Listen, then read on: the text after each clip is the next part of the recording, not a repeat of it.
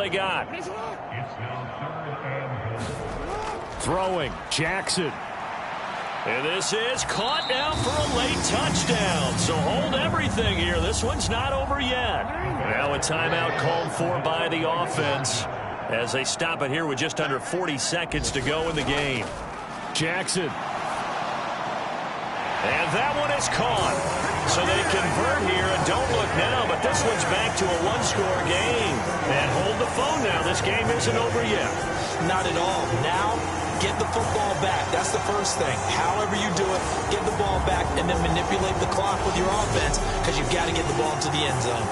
So with just under 40 seconds to go, you figure this is going to need to bounce their way if they have any shot. And the Chiefs have got it. And with that, they should have a victory as well. Well, fourth quarter, they felt like they needed the football back. Unfortunately, they couldn't get it. And I know we brought analytics into the game, and someone has said here that the data says that when a team's expecting an onside kick, 80% of the time, the team expecting it, they do actually recover the ball, which is what we saw here. I just wonder if that number is much more of a anecdotal type of a number. Kind of like when the coaches tell us, well, when you score on special teams, 93% of the time you win the game. I'm still waiting to see that number is empirical. We've got to have two hands on the football here as they run on first down. And he sneaks his way forward only for a couple here. Second down.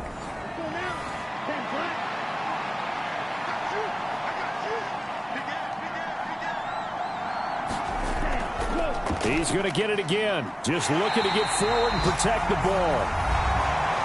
Now the Bears going to use the second of their timeouts as they get it right at the 32nd mark of this fourth quarter. Now right where this set of downs started, they need a full 10 here to pick up the first down and move the chains.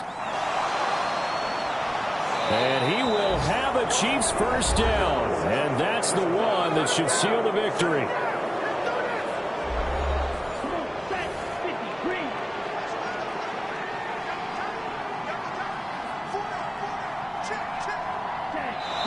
Take a knee here.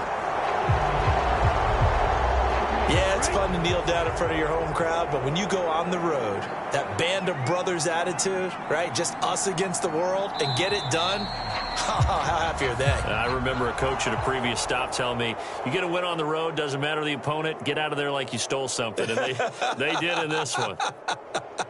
So this one in the win column for Kansas City. I tell you what, the snow, not only did it not dampen the crowd's enthusiasm, they were great, but it didn't slow down the offenses either. Let's start with the first thing you said, the crowd. Normally when it snows, what do you want to do? You bundle up, right? You don't get out of your seat. You don't cheer as loudly. That didn't happen with this crew. They were into it. And then the second part, offenses execute at a high level when you expected maybe to see a few more turnovers, the ball slip out of guys' hands. They took care of the ball in a big way. So for Kansas City, it's a very important win as they move to 9-4 now on the year. And they'll get another road test next week as they head to Mile High to take on the Broncos. Meanwhile, for Chicago, they can ill afford to drop too many more as they fall to 7-6 on the year. And they'll be off to Minneapolis next week for a look at new U.S. Bank Stadium and a date with the Vikings.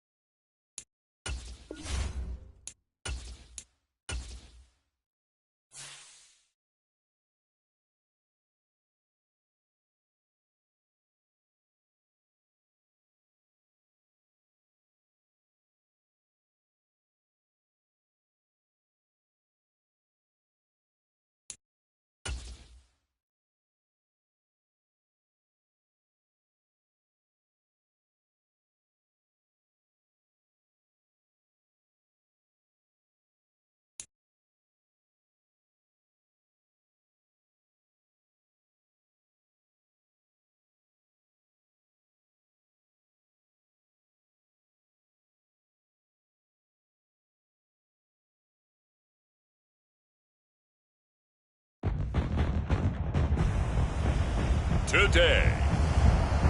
From U.S. Bank Stadium in Minneapolis, it's Week 14 of the NFL on EA Sports.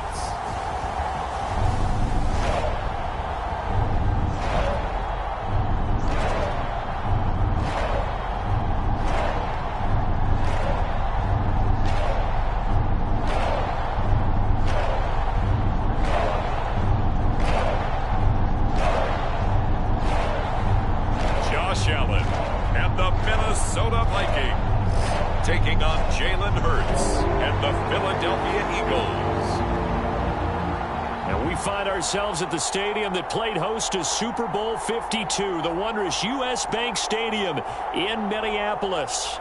Today, it's a Week 14 matchup that should be a good one, as it'll be the Philadelphia Eagles taking on the Minnesota Vikings.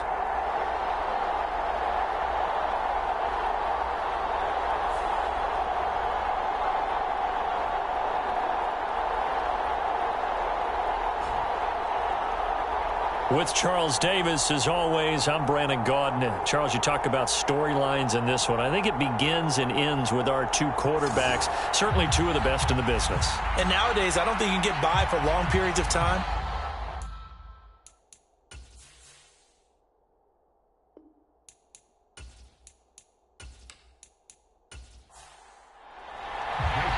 Three-quarters of the NFL season are complete. What lurks in our final month? We're underway in Week 14.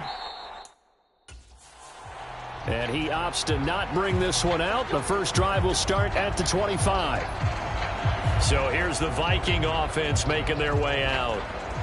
They'll be led out by the first Wyoming quarterback to go in the first round, standing 6'5". It's Josh Allen. He had the numbers of a game last week that if you win, you talk about him being a gritty guy, managing the game, getting it done. But they lost. So obviously 2 interceptions, 1 touchdown pass, that's not going to be good enough. Got to get that changed around. And right away, he lost the football. And it's picked up by the Eagles. To put it mildly, that is not the way anyone wants to start off a game. You fumble on your first offensive snap. But now what you're worried about is, does that linger throughout the game for your guys on offense? And how's the defense going to handle it? Because no one expects to run out on the field on the first play and have to all of a sudden start to play themselves. Philly's offense getting ready, and Jalen Hurts ready to lead them. The second-round pick who started his career at Alabama, then finished with an electric senior season at Oklahoma. And so often when you've stolen a possession, as they just did there, on the first play, picking up the fumble, the natural inclination is to attack, go after them big. Sometimes what you just want to do is put the ball in the hands of one of your best players in one of their favorite plays and establish your dominance that way. 2nd and 10. Hurts sets up to throw it. He'll get this one complete. That's A.J. Brown. And inside the 20 before he's brought down. So from the 17 now, here's a 1st and 10. Here's Hurts to throw. Smith catches left side. They'll give him 4 yards there, and it'll be 2nd down. Throwing is Hurts. Throw right side, caught by Goddard, the tight end. So just 3 yards on the completion there. And that'll lead here to a 3rd down.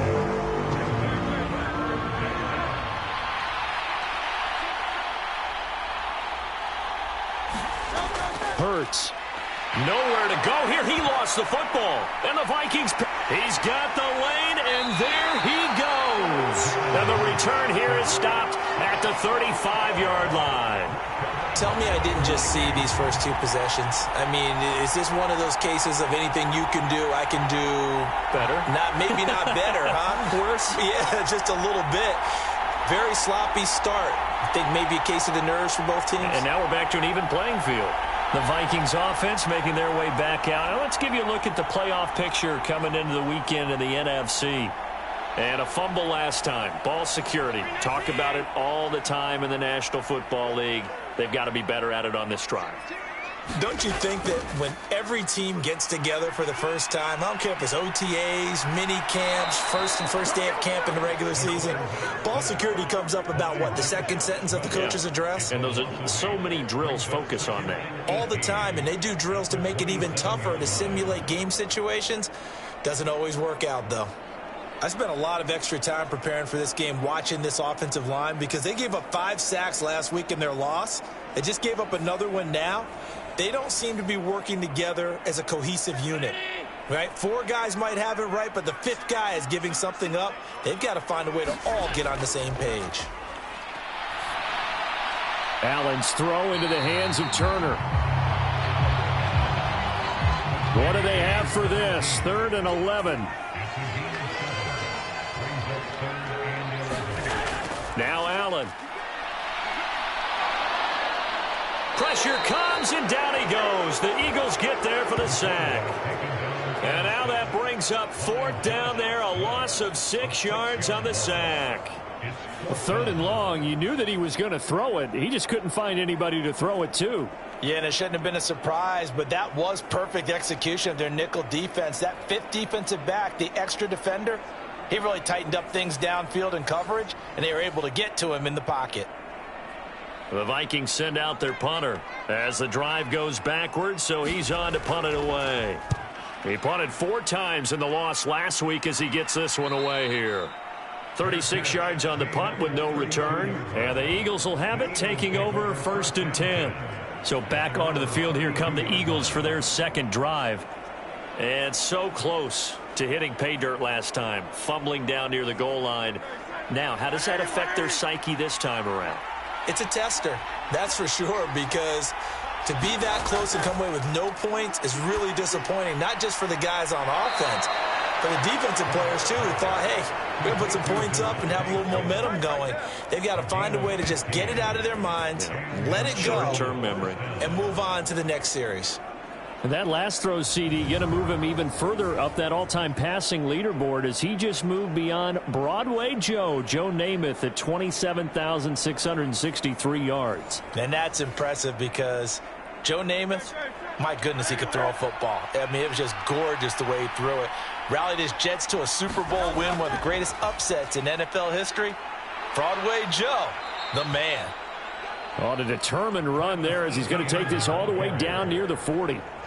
12 yards is the pickup. Good for an Eagle 1st down. Now, look, that wasn't a huge gain, but those are the types of carries I think they were missing in their loss last week. They couldn't get him going on the ground. Did you get the same feeling I did during our meetings, that they kind of regretted that he didn't touch the ball? Absolutely. You know, hey, he should have touched it more last week. They weren't going to make that same mistake, and they've taken care of that early.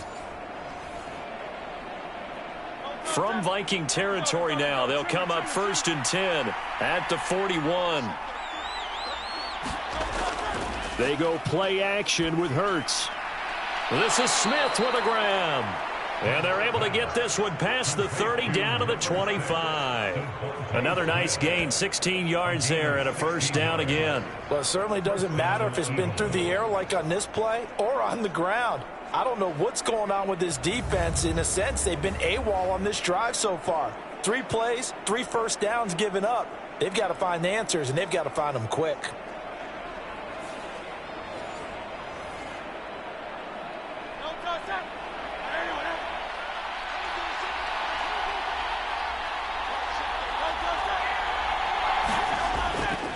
On 1st and 10, it's Etienne. And he is brought down at the 22 after a gain of 2, and it brings up 2nd down. Counting down toward the midway point in corner 1.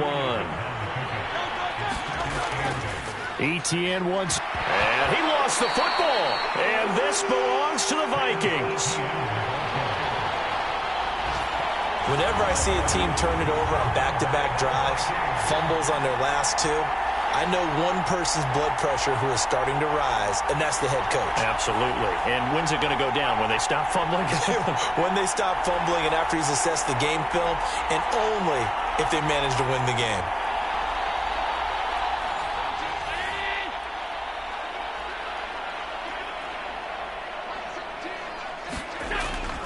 They'll start out on the ground. It's Saquon Barkley. And he stopped right at the 25 after a gain of 5. These are his numbers from last week's contest. 17 carries, 104 yards, and a score as well. And the way they ran the ball last week has to bring a smile to the faces of the entire coaching staff, because not only are they seeing a back pile up yardage, but they're seeing an offensive line in sync, and that bodes well this late in the season. And he's able to get out to the 32, brought down there. From the 32 now, here's 1st and 10. They'll try the right side here. Barkley. And able to break one tackle, but then quickly brought down. But a nice little gain. Here's 2nd and 3. Here's Allen to throw it. Got his man complete over the middle. That's Turner. Second catch for him today, and it'll wind up a 1st down.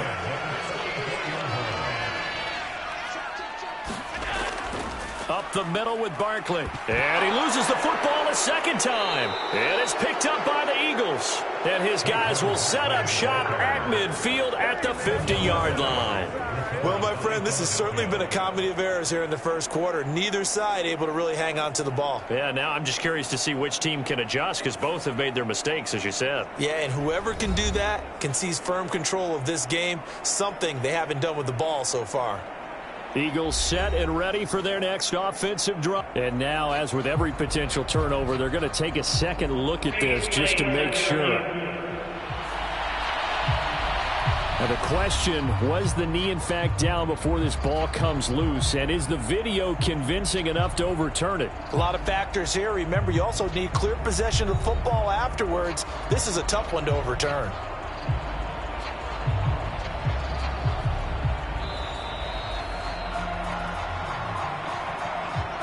So that one overturned. They say the knee was down, and that will not be ruled a fumble.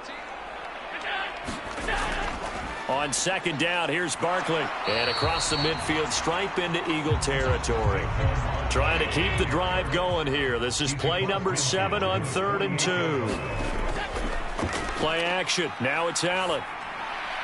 Shreds him with a stiff arm. And he has another 1st down as they'll get the ball down to the Eagles' 27-yard line. Well, they were in search of a short gain on 3rd down, and they wind up nabbing over 20 yards.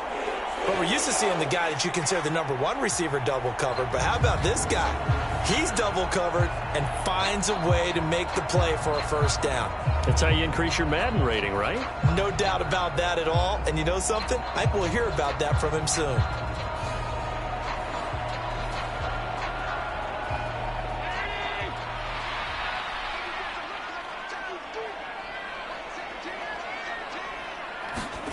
Throwing on 1st down is Allen.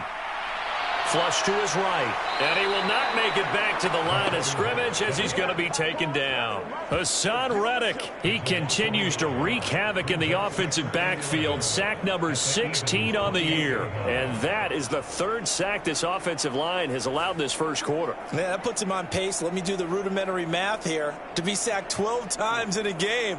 I know he's not going to go for that. I wonder if it's going to reshape what they decide to do on offense in terms of play calling. Well, I can tell you what, when he popped up, shaking his head, frustrated right now behind center.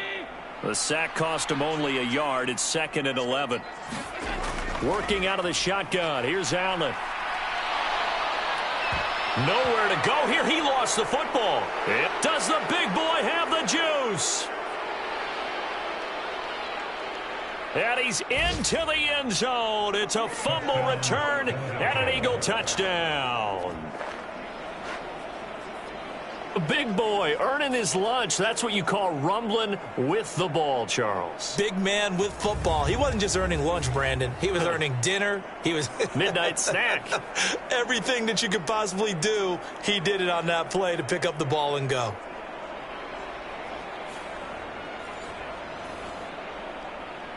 On for the extra point, Jake Elliott.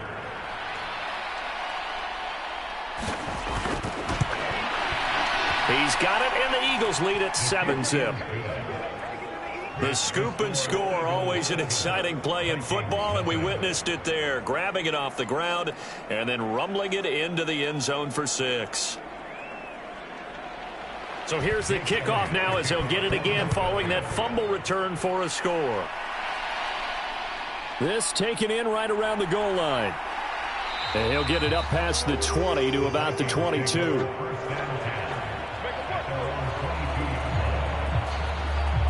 The Vikings offense now, they get ready to head back on the field. They're probably lucky to only be down 7-0 as they come up 1st and 10.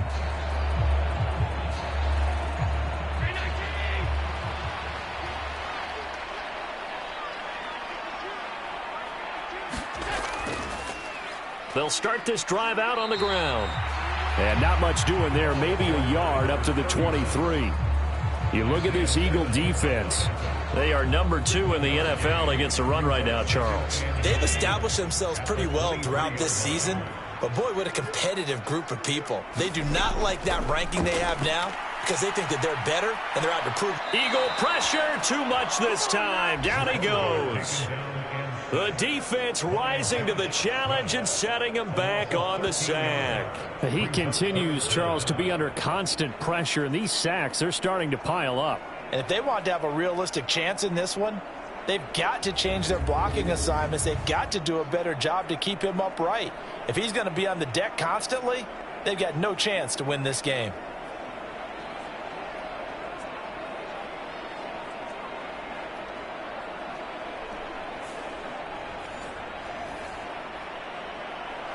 Now 3rd down and very long. Throwing now is Allen. Caught by Turner. So the completion results there in 9 yards. And it'll be 4th down. I think that call was made not so much to try and get the 1st down, although they would have taken it if they could have gotten it, but to give their punter a little bit of space and try and help out their defense. Yeah, they got the safe completion on 3rd.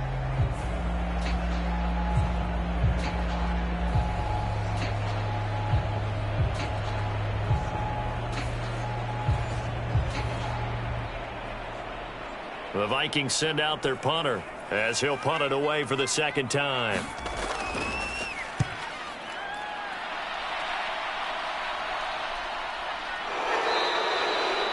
"37 yards on the punt with no return. And it will be Eagles football, 1st and 10. Already at the line, this Philly offense set to go. And job one here, Charles, just keep possession of the football. 2 drives, 2 turnovers to this point. You're exactly right, Doctor. Hippocratic oath. First, do no harm. And right now, they're harming themselves on offense. I like that. No one is mistaking me for a doctor, though. But thank you, Dr. Davis. Start of the 2nd quarter, and it's the Eagles in possession. From the 46, here's 2nd down and 5. And they'll go again with Etienne. And he'll be brought down at the 50 after a gain of about 5. Here's 3rd and a few inches. They'll run with Etienne. And able to pick up the 1st across midfield to the 47. The Eagles at 10-2 on the year. They were losers their last time out. Trying to get back in the win column, but obviously not an easy task here in a hostile environment. Yeah, always tough to win away from home. But sometimes what you do is you use these types of games as bonding experiences and carry that into the contest.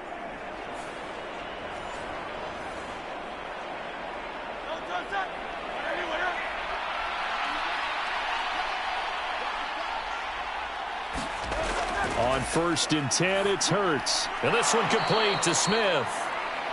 The result, only 4 yards there on the play. And that will bring up 2nd down.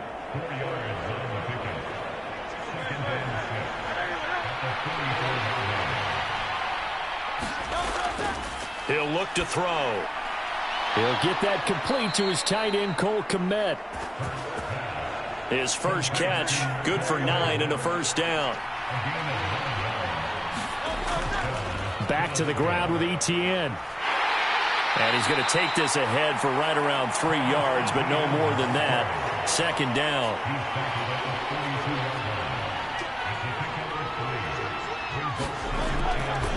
Hurts going to keep it running right. And he probably should have given that one off as he's going to get hit and taken down behind the line.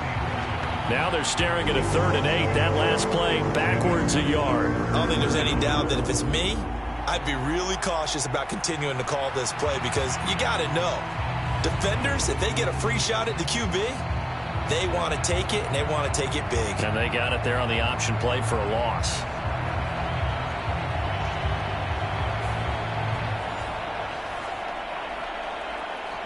The 25-yard line is what they need here. This is third down. Now they'll throw here out of the gun. Work in the middle of the field, and he's got a man complete. And this is going to turn into another first down as the tackle is made at the Vikings 17-yard line. That one good for 16, and the drive will continue. That's a play that will likely be forgotten when you talk about big moments in this game. But plays like this are critical to keep drives going. And if points result, we'll call this play significant. So from the 17 now, here's a 1st and 10. From the gun, it's Hurts. Forced out to his left. Hurts fumbles it. And the Vikings pick up the football. And now off to the races down the right side. And the return stops at the 39-yard line. And now 3 drives, 3 fumbles. What's amazing about it is when we go around and watch practices, how many times do we see them put that sleeve over a football now to make it more slippery and hard to handle? It's almost like they're playing with that sleeve on the ball right now. Was that 3 drives? Yep. 3 fumbles? 3 fumbles. It's time to change our luck some way, somehow. Focus, concentration, you'll hear those words on the bench in a big way right now. Here's Allen following the fumble recovery. And complete to Drake London. And taking it across midfield and just shy of the 40.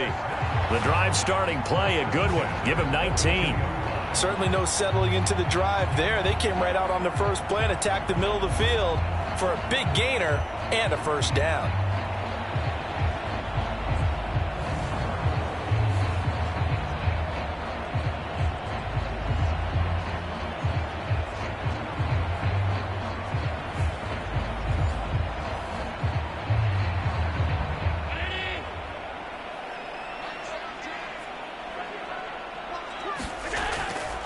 A first down carry for Barkley. And very little there. He might have gotten a yard. Yeah, I think he got a yard to the 41.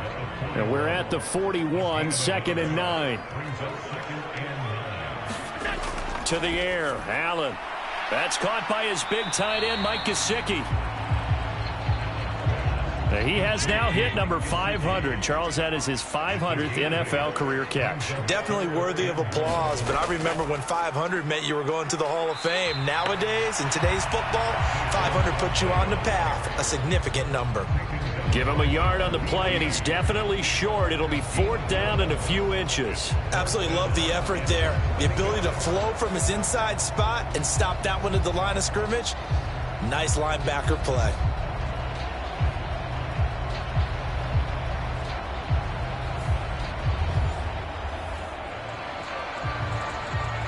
Now the Vikings will send out the special teams crew here for a field goal try. This is a 49-yard attempt, right hash. And his kick is indeed good. And they are on the board, but still trailing. It's 7-3.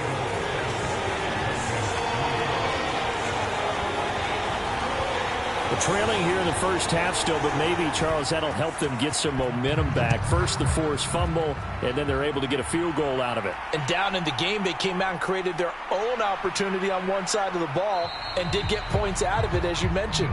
Complimentary football right there as they try and bring this one back to even. Philadelphia getting set to take the field. And last drive, obviously not what you're looking for. You've got the lead. You got to protect the football. So in other words, someone got lucky because they've been moving the ball really well and wearing them down. In this case, though, giving up the football doesn't make them very happy. They can't wait to get back out there and atone for it. Yeah, try to atone for it here on this drive. Now 2nd and 3.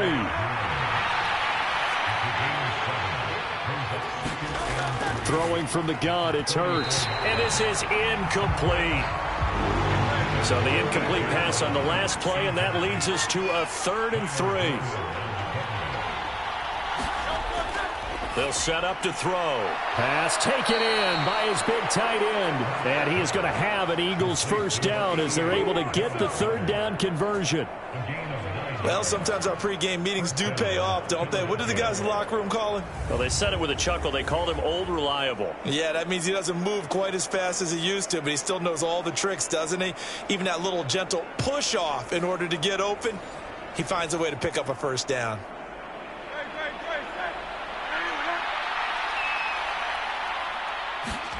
They'll throw on first down with Hurts. A quick throw there going to be batted away and incomplete.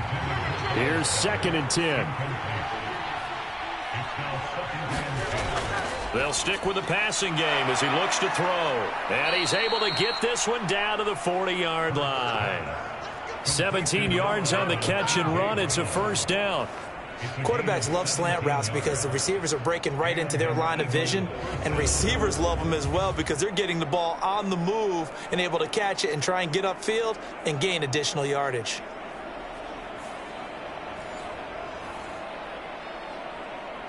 From Viking territory now, they'll come up 1st and 10, right at the 40. A give running right, ETN. Down to about the 37. I do know from experience that when you slow down someone's running game, you're now doing the dictating on defense. And guess what? Now you're getting ready to tee off on their quarterback because they have to throw it all the time. But you still have to be alert for the draws and other plays of that nature to make sure you don't get hurt. 2nd down, here's Jalen Hurts. It's caught, Smith. And this is going to turn into another first down as the tackle is made at the Vikings' 26. Give them 10 yards there as this offense is on a roll. This drive continues to plunge forward.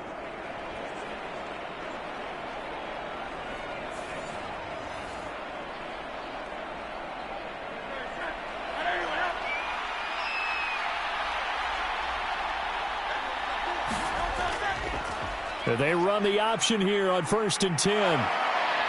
They get him to the ground right on the cusp of the red zone after a pickup of 5 or 6. From the 20, here's a 2nd and 4. They'll drop to throw. Finding ETN here, catching it on the out route. And he'll go down here at the 12-yard line.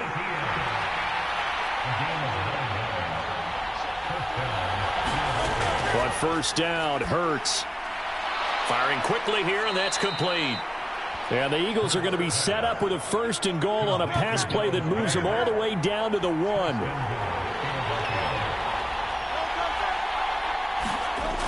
ETN. Sidestepping his way into the end zone. It's a touchdown. He finishes off the drive with a touchdown run, Charles. Remember, he also had a catch on this drive as well. And that's what running backs want to be in today's NFL, a complete back. 3 down, stay on the field, run it, and catch it. And he gets it done.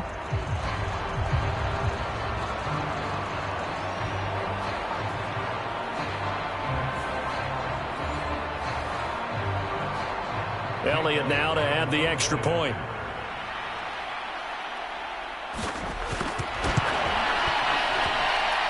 This one's right through to make it a 14-3 ball game. So that one a long 11-play drive. And it was capped off by a Travis Etienne touchdown run. And he'll decide to not bring this one out as their drive will begin at the 25. Minnesota's offense takes over possession.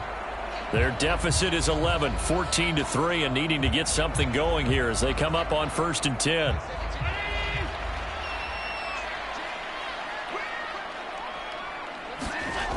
Allen now looks to throw. Now a short one to Gesicki. And he's upended after a gain of 2 out to the 27.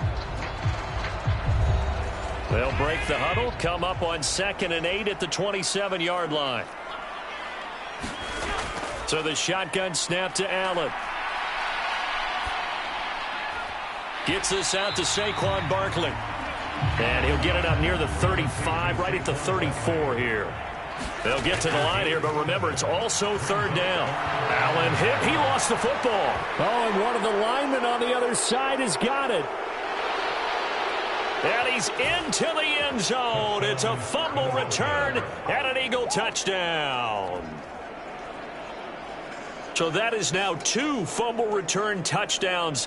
And you talk about something that's going to drive a head coach crazy. Without a doubt. But for the defensive guys, once you do it once, you create a frenzy. Everybody wants to get involved, and they got it done a second time.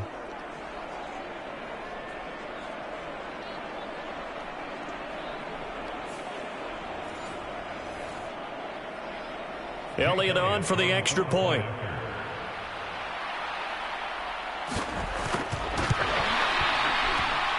And it's 21-3. So not only the cough up, but then the pickup on the other side, the scoop, and the score the other way, the fumble return for a touchdown. And you can bet they're preaching 2 hands on the ball here as the kick's away following that fumble return. And he'll just take a seat, and the drive will begin at the 25-yard line. And now out comes Minnesota. And this, let's face it, an important drive if they're going to get back into this ballgame. Think about going into the locker room down 21-10 as opposed to 21-3. 21-10, a little more optimism, a little more bounce around the locker room, a little more discussion about how they're going to finish this thing off. 21-3. I think discouragement clouds that locker room. Yeah, and I think a touchdown much bigger than a field goal on this drive just to get into the end zone and get that momentum. On first down, Allen. And just not enough on the throw there. Down around his feet and incomplete. They'll try again from the 36 on 2nd and 10. From the gun, it's Allen. Now a short one to Gesicki. That'll leave them with a 3rd and 2 coming up. They got 8 yards there. The Vikings going to signal for the first of their timeouts as the stoppage will come with a little under a minute to go in this first half. They need 2. Here's 3rd down. To throw, it's Allen. Oh, that's into a sea of bodies, and it's intercepted. Now inside the 25. And he takes this one back into the end zone, and the Eagles defense gets a pick-6 TD. An excellent play there, CD, on the pick-6, and I think were they a nickel? Did they have an extra DB out there? Yeah, Brandon, I think they were in standard nickel, not the Buffalo, as teams like to call it, meaning 3 safeties for big nickel. They just wanted to take away the quarterback's throwing lanes, and that's exactly what they did, and came through with a big-time pick-6. Elliott now to add the extra point.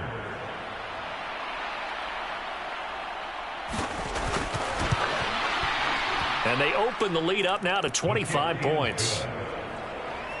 So the defense creating some points, not only getting the interception, but then returning it to the end zone for the pick-6. So they'll get another shot on offense following that pick-6, and now the kick is away. This fielded right at the goal line. And he'll take it a yard or so past the 20, call it the 21. The Vikings going to take over now late in this first half. Things for them, just to put it bluntly, man, it has been tough sledding here in the first half, facing that big deficit. The clock is dwindling now. Maybe if they can get something on the board here before intermission, they'll have at least a little moment. Oh, right on the heels of the pick-6, another ball intercepted. And they'll have the ball set up in the red zone at the 16-yard line. Really nice pick there for the reigning NFC Defensive Player of the Week. And a good story on that, he said he didn't even know he won the award. His buddy had to call him. He saw it on television and said, hey, congratulations. How about that? And I'll bet you his buddy said, well, since you didn't know, I'll just go ahead and claim the award, right? And everything that goes along with it. But the reason he won the award the previous week and what we just saw there, instincts, understanding where the play is going and being able to make a play on the football. So the ball down to the 16 here for 1st and 10. They'll come out throwing here to start the drive. And he's not able to get away. Sacked back at the 22.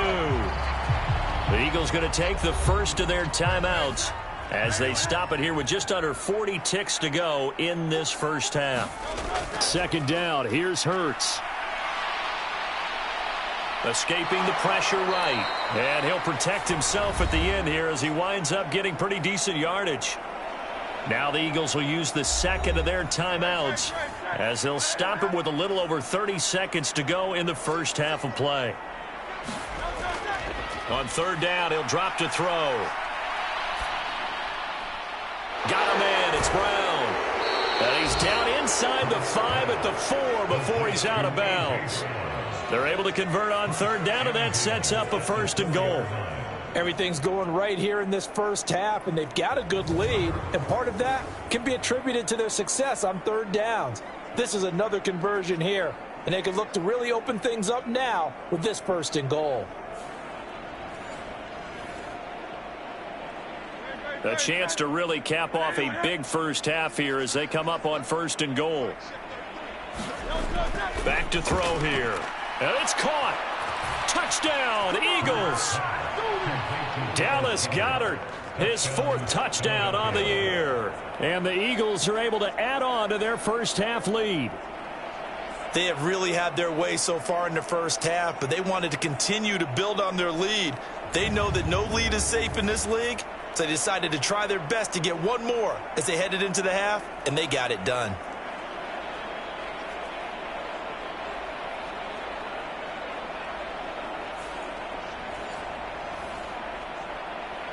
Elliott on for the extra point.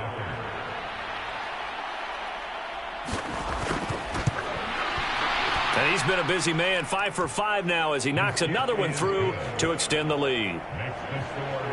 A drive there of just 4 plays. And the drive was all finished off on the touchdown catch by Dallas Goedert.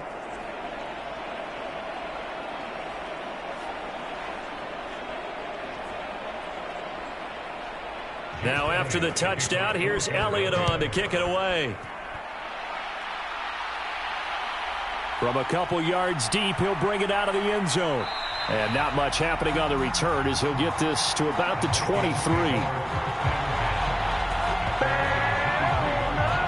And the Vikings going to take over here one more time before the half. And with time quickly fading here in the second quarter, not sure how aggressively, offensively they want to play this. I think we'll find out just how much they trust their guys in this situation if they decide to take a shot. And defensively, they're just looking to keep him contained as they're able to get him down. Now the Vikings will use the second of their timeouts as they'll stop it with 14 seconds to go in this first half. They'll set up the screen to Barkley. And they get him down, but not before he takes it across the 40-yard line. And offensively, they'll take the timeout with 6 seconds left in the second quarter. First down, and they're going to throw with Allen. He's going to loft one deep left side here. And he floated one out there incomplete. So we've reached halftime here, and it's our visitors, the Eagles, leading this one. As we send you down to Orlando, where Jonathan Coachman has our EA Sports Halftime Report. Coach. All right, Brandon, we'll get back to you and Charles in a bit. But first, let's get to some of these scores around the NFL here in a busy Week 14. We will begin up near the Florida-Georgia state line, an AFC South matchup pitting Houston against Jacksonville. And they've gone to the half with a score 20-14. Dameon Pierce, a touchdown run in that first half. From there, we head up to the Motor City to check in on the Lions at home at Ford Field. And they have the lead in that one over the visiting Packers. The Lions trying to finish that one off and claim victory. Finally, let's get to the country music capital of the world and see what's happening with the Titans at home in Nashville. And that one all tied. One of the top performers in that first half was the running back Travis Etienne. He wound up finding the end zone on a touchdown run to help give his guys the advantage here at the break.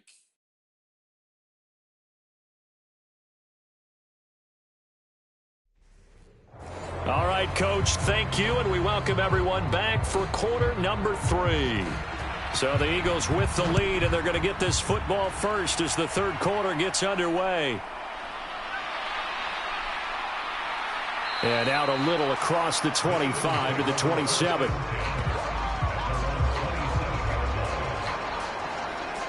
The Eagles offense making their way back out as we take a look at the playoff picture in the NFC.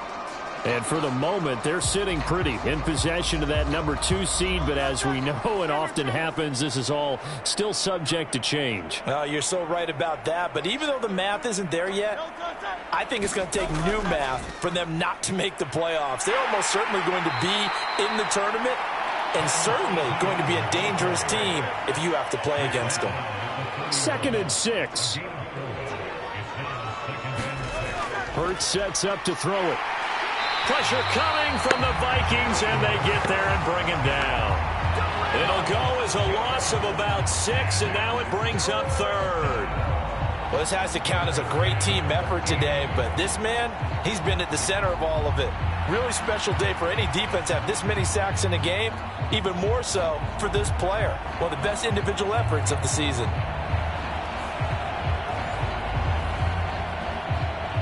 So after that sack, Hurts and the Eagles, tough spot here, 3rd and long. They'll set up a throw. And he is caught. And he takes us up to the 40-yard line before being corralled. A big play there as they get the conversion on 3rd and 13. This is just more of the same. This defense has had no answer on a lot of these throws. They've let these receivers run wild, and here's another completion for good yardage.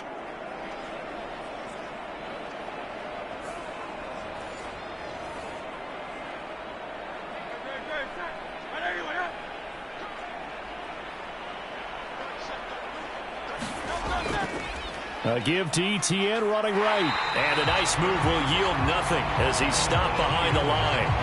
Call it a full 3 yards in the wrong direction there. Brings up 2nd down. And plays like that are exactly what this defense needs here early in the second half to give it a little spark. I think their halftime adjustments, what they talked about, maybe it was just a little inspirational speech. Who knows? But looks like they're ready to go.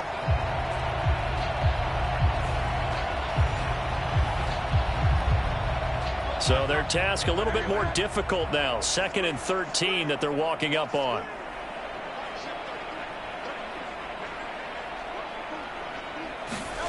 Here's Hurts to throw. The quick throw knocked away. It's incomplete. An incomplete pass on that last play, and that means they'll need to come up with something here on 3rd down. Throwing is Hurts. He'll drop that underneath to Etienne. And he gets this only to the 41. Not near enough for the first.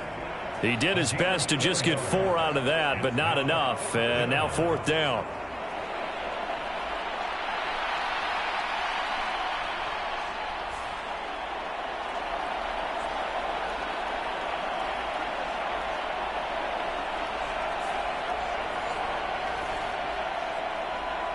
The Eagles send out their punter now as he's on to punt for the first time this afternoon. And last week in the loss, 5 punts as he gets this one away. And the fair catch is taken at about the 13-yard line here. A 41-yard punt there with no return. And the Vikings will be backed up deep to begin their drive as they take over 1st and 10. The offense takes the field, and we turn our attention to Saquon Barkley. And he's closing in on that number that all running backs circled beginning of the year, the number 1,000. Couldn't do it on this drive. And you have to think to yourself that this moment, getting to this spot, it started in the offseason, right? Not just the workouts, right? Not just getting yourself physically prepared to play, but mentally, as well as your team, as well as your unit, head coach, offensive coordinator. We run the football. We give you opportunities. He's taking advantage of it. And when you get this close to the mark, you just hope things don't tighten up, right? You probably want to get there and get it in your rearview mirror. You really do, don't you? Because now it becomes predominant, and you wonder about play calling as well. Do you want to call plays to get that out of the way, or are you still calling plays to win the game first? That becomes the burden of the play caller. First play of the drive goes the wrong way. Here's 2nd and 12. Again, it's Barkley. And he stopped immediately there. No gain that time, and it leaves him with 3rd and 11 coming up. Throwing is Allen on 3rd. Ball had his hands on it, couldn't bring it in. Pretty symptomatic of how this game's been going. The Vikings send out their punter, standing about a yard deep in his own end zone. A 40-yard punt, no return, and out will come the offense as they take over. Here's the Philadelphia offensive unit now as they head out to take over possession. Obviously not the intended goal last drive. They had to punt the football, but still they've got the lead here, and now a chance to add on to that lead if they can get points on this drive. 1st and 10 upcoming. They'll try and set up the screen to ETN. And taking it across midfield and inside the 45.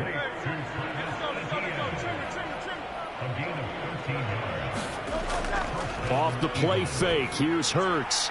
This short throw caught by Goddard, and he's dropped right at the 40. Gain of 3. Ball on the 40 now. Here's 2nd down and 7. Hurts. He'll get that underneath ETN. And this time not quite to the 30. It'll be down at the 31-yard line. Line of scrimmage, the 31 now on 1st and 10. Back to throw again. Out quickly to Judy. And inside the 20 before he's brought down. The Eagle passing game looking good on this drive. It's a 1st down. This offensive game plan has just been sensational. I mean, when you think about all the different ways they've gotten their receivers open so far, it's really been impressive. Scheme, design, execution. So from the 17 now, here's a 1st and 10. Again, he'll drop to throw. And that went too far in front. He couldn't reel it in. It's incomplete. Just a little beyond the reach there of his receiver. That's probably one he wishes he had back. He wishes it had been 7-on-7 in practice, or maybe even routes versus air, because that's a completion he makes, 9.9 times out of 10? Just missed that one. 7th play of the drive forthcoming on 3rd and 8. They'll look to throw. And that's going to be incomplete. The coverage too good there. The contact popped the ball free, and it's 4th down. Once you get into the red zone, space is at a premium for receivers to try and operate and shake themselves free. That one's incomplete.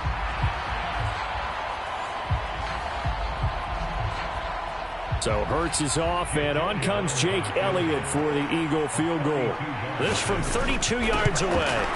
The kick by Elliott is good, and that will extend their lead even further.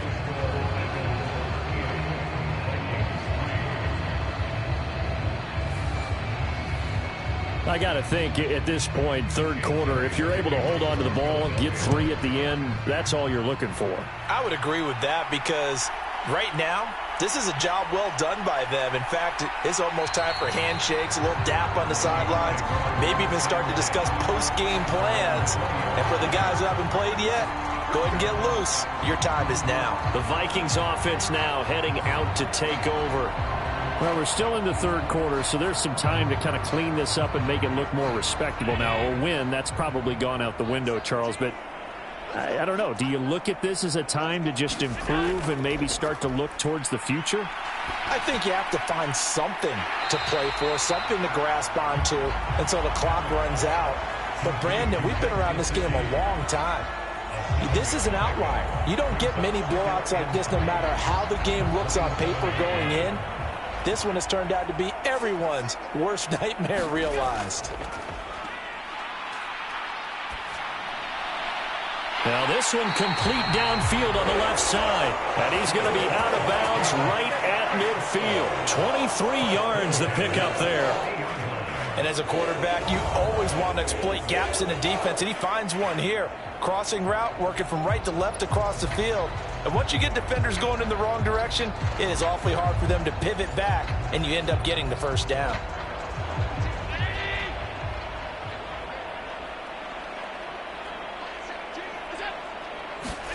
From midfield, here's Allen. Oh, Allen cannot get away, and down he goes. Hassan Reddick picks up his 2nd sack of the afternoon. Oh, you can just see it in their body language. They're starting to see victory on the horizon now, and if it comes to fruition, they got to give a game ball to the front 7. Defensive line has taken charge and controlled this game. Face a challenge of stopping this opposing offense, and they've done so with ease.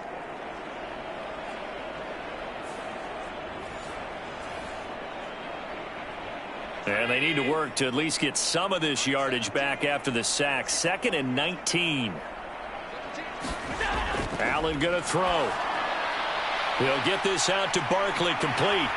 And he'll get it into enemy territory just across midfield at the 49. They'll come up now 3rd and 9. Now Allen. And he's going to be intercepted a 3rd time. And he'll return this ball across midfield to the 47-yard line. This defense, Charles, coming up with another interception. They have really done an excellent job of locking up these receivers. Yeah, they're really on fire. They are actually doing what they talk about all the time, which is plastering to receivers when they're in their zones. They didn't give up a touchdown in the first half. Haven't done so here in this half either. Blanketed the field going all the way back to the opening drive, and they come up with a pick right there.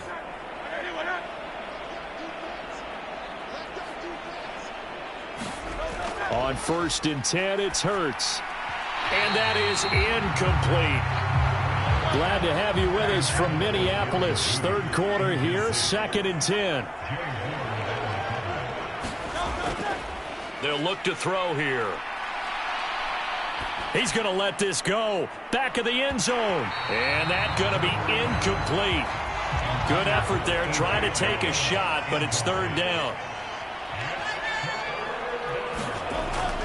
He'll drop to throw. Work in the middle of the field, and he's got a man complete. And he is going to have an Eagles 1st down as they're able to get the 3rd down conversion.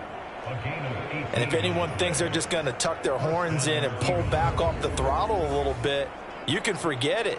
Even with this big 3rd quarter lead, I think this team's going to continue to take their shots downfield, and there's another completion.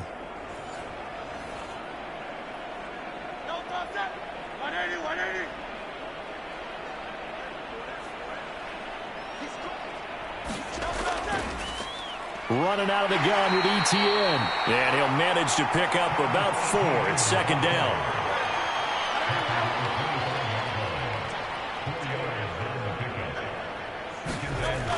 ETN on the toss right. And the reinforcements come in as they're going to stop him behind the line. They'll wind up losing 3. And now it's 3rd down. I have zero rooting interest in either team in this game. I only want a good game. But with all the offense we've seen from them tonight, it's kind of nice to see the defense step up and make a big play. Yeah, I was wondering if they were ever going to get him in the backfield. Nice to see him get a stop. Here's 3rd and 9.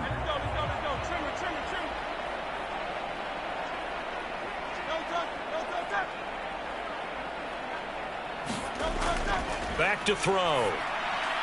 Able to find the open man. That's complete. And this is going to turn into another 1st down as the tackle is made at the Vikings 14. It's a gain of 14 down to the 14. Well, I certainly don't want to pile on, but this defense has just not been up to the challenge in this game, and this continues as we see here.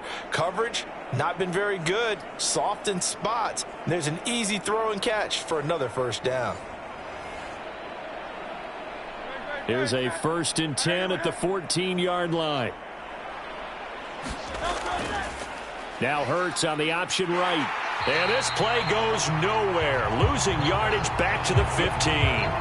Officially, it's a 1-yard loss. That's going to bring up 2nd and 11. Boy, the pursuit there, terrific from the linebacking core. Oh, it certainly was, because so many times on an option play, you'll see a linebacker make a beeline for the quarterback and then zip, one cut, and he's grasping at air. But this time, he locked in on him the whole way, took an excellent angle, and his grasp came up with the quarterback. Looking at a 2nd and 11 now after the loss. Smith, the man in motion left. And they're going to give it to him on the jet sweep. And they get to him quickly here as he stopped right around the 13. Play number 9 on the drive coming up, and they need 9 yards on 3rd down. They'll get this out to the flat for ETN. And they'll rally and stop him short of the 1st down at about the 6. 3 quarters have come and gone. You are watching the NFL on EA Sports. And we return, welcoming you back to Minneapolis. And this is a blowout so far as we get set for the fourth quarter. A very one-sided affair. The kick by Elliott is good, and that will extend their lead even further.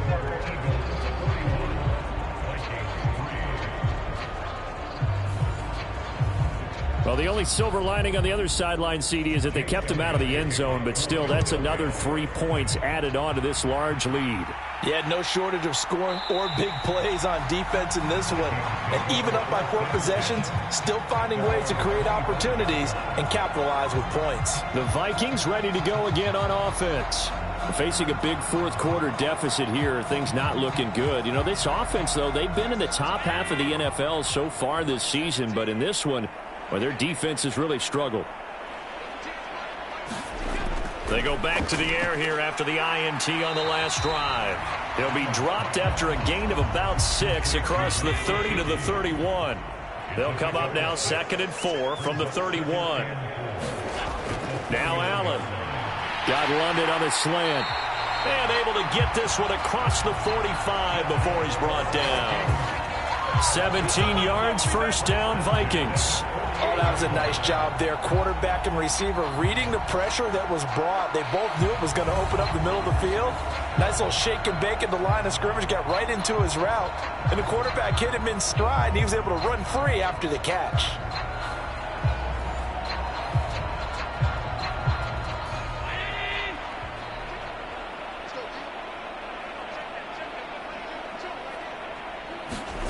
Here's Allen on 1st and 10. Now they go screen. It's complete.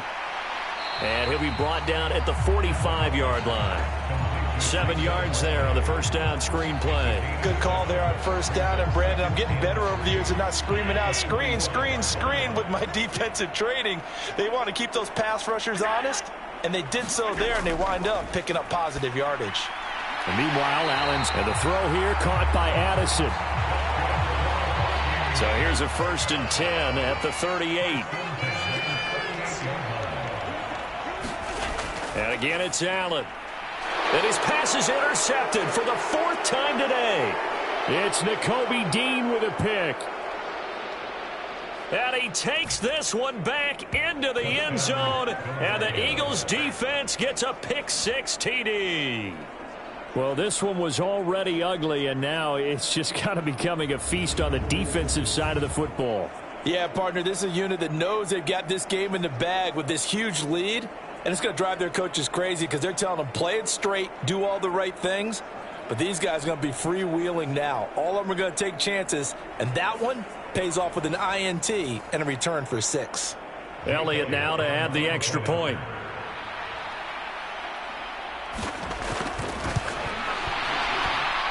Now, this one was over a while ago as they just add on to their big lead. A heck of a play there defensively, getting the interception, navigating his way into the end zone for the touchdown. So they throw the pick-6. They'll get another shot at it now as this one's in the air. This taken in at the goal line. And he's up past the 20 to the 22-yard line.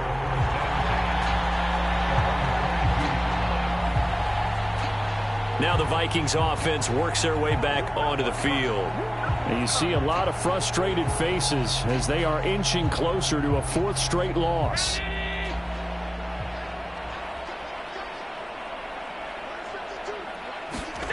Now Allen to try again after the pick-6.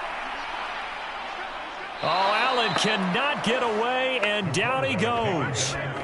Jalen Carter able to run him down for a loss of a yard. But one thing I do know, these guys on defense, they don't want this game to end. They're winning by multiple touchdowns. They've shut down the opposing quarterback in a big way, and they're still picking up sacks as we approach the end of this one.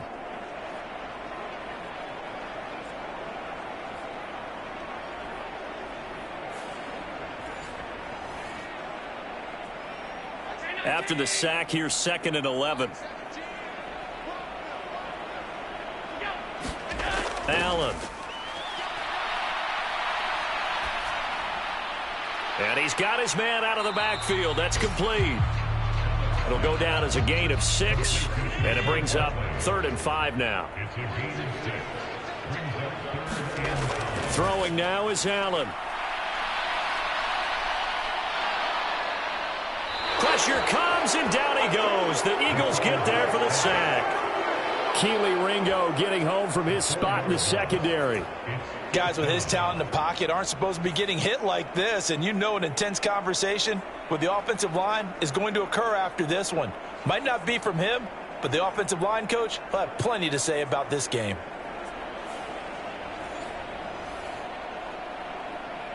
The Vikings send out their punter as he'll punt it away for the 4th time today.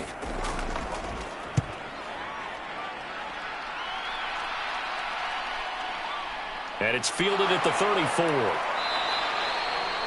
A pretty good punt there, but also a nice return of 12 yards. And it will be 1st and 10 as they take over. Philadelphia getting set to take the field.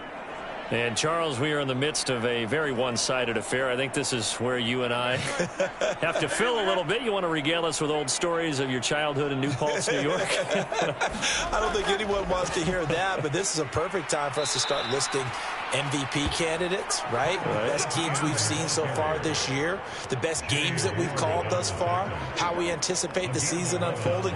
We can go in so many different directions because the game certainly not taking us there. Oh, I hear the remotes clicking off right now.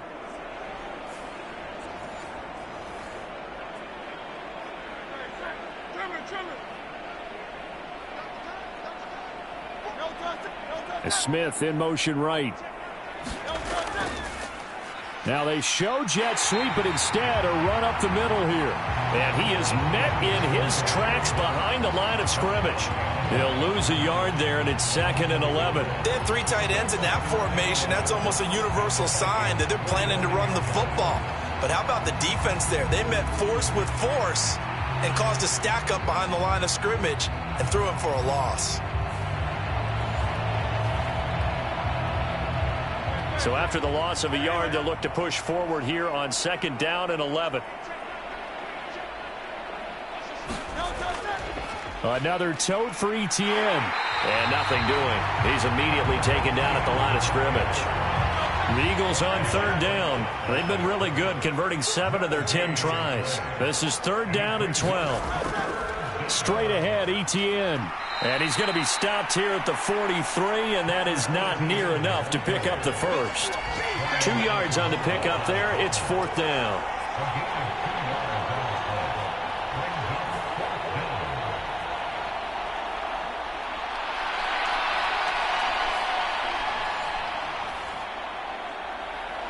Here's Jake Elliott. Career long, by the way, for him, 61 yards. They spot it on the midfield stripe, so it is a 60-yard attempt here. And that's off the right upright, and it bounces away, no good. But that's just a minor blip here in what's been a thoroughly dominating performance.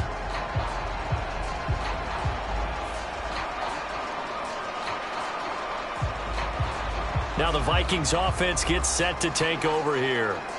Well, I think that the folks here had hoped that maybe this home atmosphere would carry their guys to a surprise victory, but it does not appear that that's going to be the case. There's too much to handle on the other side in this one. From the midfield stripe, they'll look to throw. Oh, Allen cannot get away, and down he goes. Jalen Carter able to get in there for his 2nd sack of the afternoon. You can almost see all the defenders rubbing their hands together with glee because we all know they relish the chance to bring down a quarterback of his caliber. Anyone who brings him down has plenty to talk about. Not just a sack, but a big win built off the efforts of this defense.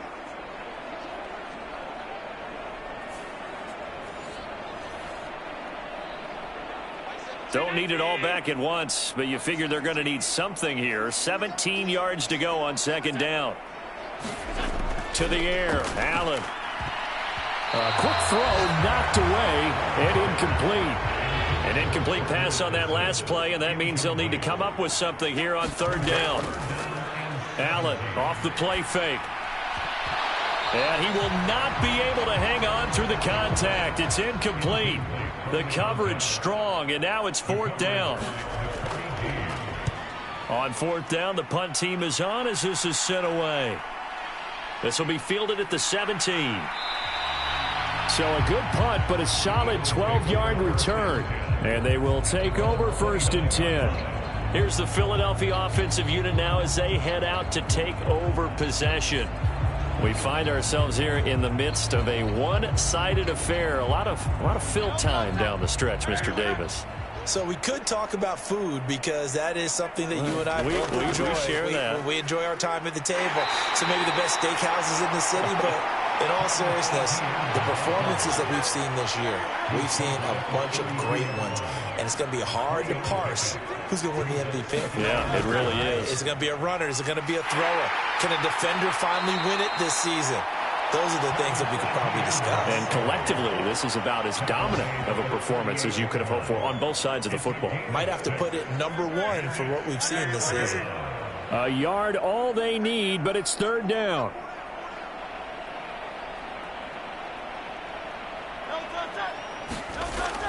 They're going to look to throw. He's got his target. That's complete. And he's brought down, but not before picking up the first with a very effective stiff arm. Got what they needed there. The drive continues with a 9-yard pickup. When you have someone throwing it that well, that confidently, you don't have to call the game in fear at all, do you? You just go ahead and play. Yep, confidence with a lead to throw it here in the 4th, and boom, he's on the money. Yeah, you don't have to tuck your head in and go like turtle at this point. You can just go ahead and play.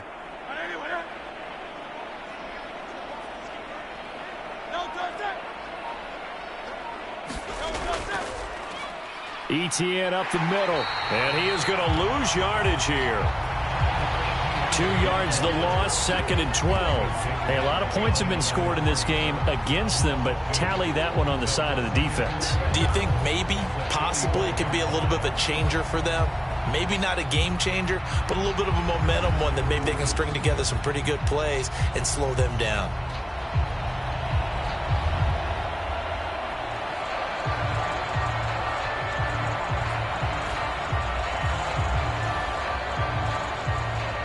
So the 1st down run lost a couple. Now they come up 2nd and 12.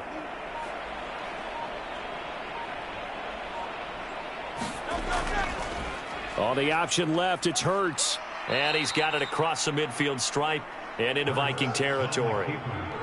It's going to be a gain of 6 on the keeper, but it leads to a 3rd down. Just 2 minutes remaining here in the 4th quarter of what has been a one-sided affair. Now a 3rd and 6. Throwing from the gun, it's Hurts. Oh, he tried to fit it in on the slant, and it's intercepted. The 20. And it's a terrific return here as he's going to have them set up with a 1st and goal right at about the 6-yard line. So that changes things. You get the interception, and then to boot, a good return tacked on. And really, it was down to him versus the quarterback on the return, and that's one you would think the defender would win. But a nice job there of seeing the play all the way to the end and making the tackle by the QB. Minnesota's offense takes over possession. And now they are in prime position, 1st and goal after the interception and return. They'll look to make it pay off for 6 points. Under pressure, down he goes. Sacked at the 10. It's a loss of 4, and now it's 2nd and goal. We all know he's one of the better quarterbacks in the league, but definitely not today. His team trailing by multiple touchdowns, and a late sack, just a parting gift from the defense for him to take back to the locker room with him.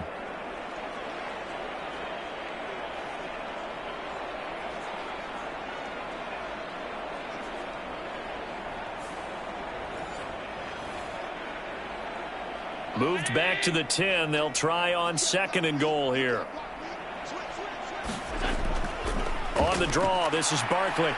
And he's going to be brought down just shy of the 5 at the 6.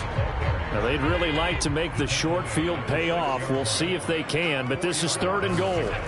Here's Allen to throw it. And, oh, my goodness, here's a 5th interception. And the Eagles are going to take possession here. It's a touchback, and they'll take over at the 20-yard line. Another great play defensively. They've been sharp on both sides of the ball, Charles, but that interception means that this defense will very well keep them down to single digits on the scoreboard in this game. And that's certainly something to smile about, isn't it, partner, if you're on defense? Because Your goal every game is to pitch a shutout, but you and I both know that's pretty unrealistic. But to hold a team below double figures in a game, in an NFL game, that's certainly something to take pride in. They'll run with Pollard to begin the drive. And not a whole lot of room to operate there on the first down run. He gets maybe 3. Now 2nd and 7 from the 23.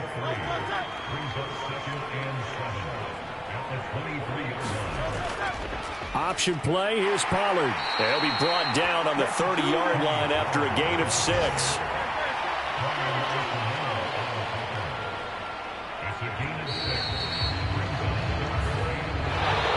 Well, fans usually love to see scoring, and there was no shortage of it today. What a dominant showing from an offense that was truly playing at an elite level in this contest. Partner, this game was over a long time ago, and you noticed they did not want to slow down anything. Absolutely a dream scenario for everyone on that offense, and they took advantage of every second.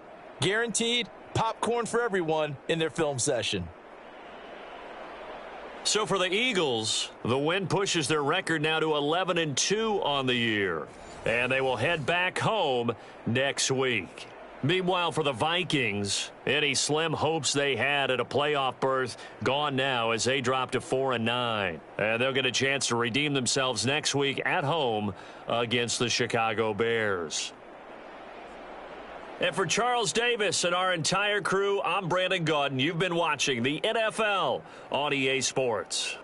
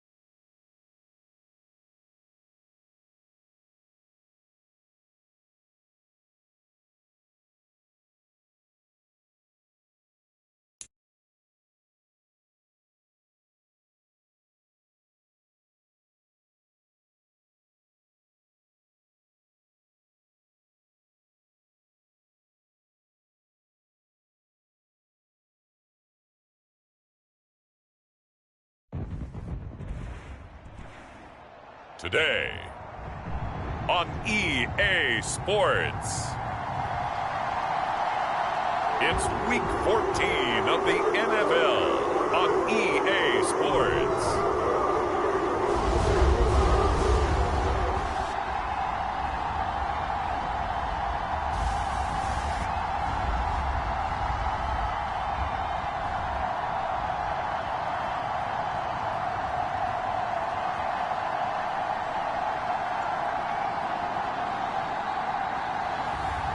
It's the Cleveland Browns taking on the San Francisco 49ers. EA Sports coverage of the National Football League brings us to Cleveland Browns Stadium on the shores of Lake Erie.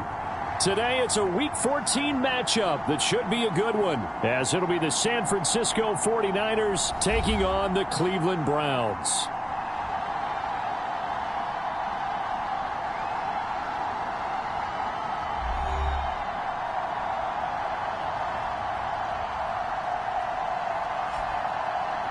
Hi again, everyone. With Charles Davis, I'm Brandon Gaudin. And, Charles, we look at this Browns ball club. And losers their last time out, so they'll look to make amends here. And one of the best ways you can do that is to...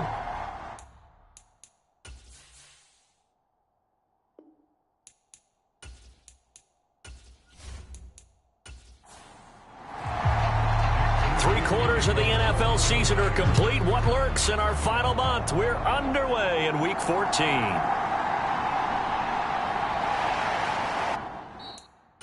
And able to get this across the 20, but not much further as he's dropped it to 23-yard line. So here come the Browns for their first drive on offense. And they will be led out by their second-year quarterback. Now, the meeting we had with him this week, that's one of the briefer ones we've ever had, isn't it? He wasn't too happy after last week. Not happy.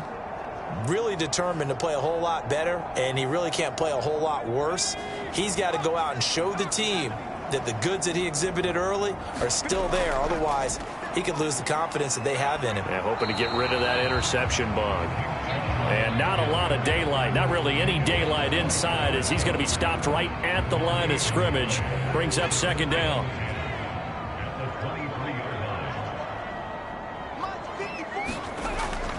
They toss it left side to Chubb. And he'll get this up past the 25 before he's out of bounds. 5 yards. Now it's 3rd and 5. This defense for the Niners, they were excellent a week ago in the victory over Arizona. And what keyed their victory? The pass rush. Got to the quarterback 6 times for sacks, and plenty of other turbulence in the pocket for him as well. Hard to throw the ball downfield, but all you're seeing is opposing jerseys come at you. That'll move the sticks for the Browns, a gain of 12.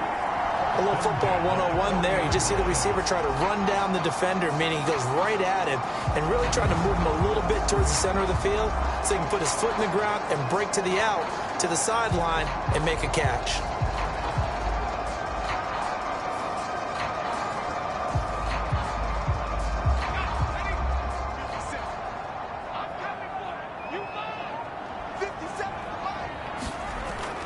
On first down, they'll run with Chubb. And slow going there as he'll only get a yard, maybe, up to the 41. A check on the numbers for Chubb from a week ago. 13 carries, 52 yards. Well, we know they've clinched a playoff spot, but there's plenty of football left to play. And I'm a proponent of continuing to do what you've done throughout the season, especially with teams that are heavy run teams. Because if you throttle back too early, you lose the rhythm of the run game, not just with the runner, but with the offensive line as well. 3rd and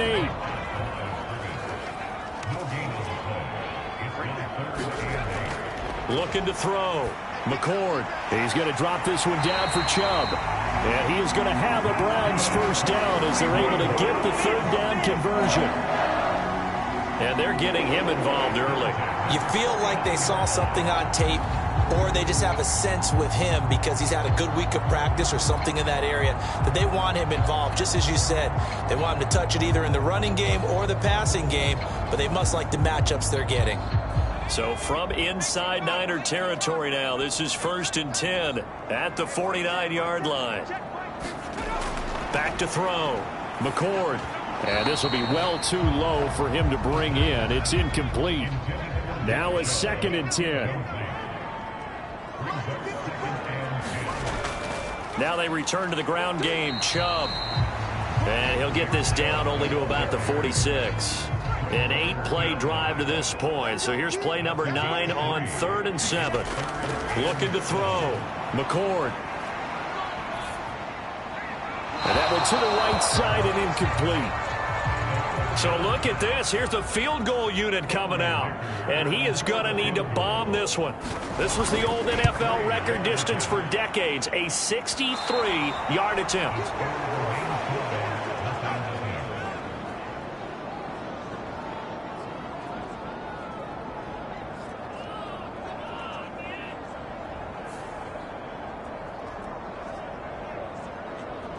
And San Francisco gets set to go here.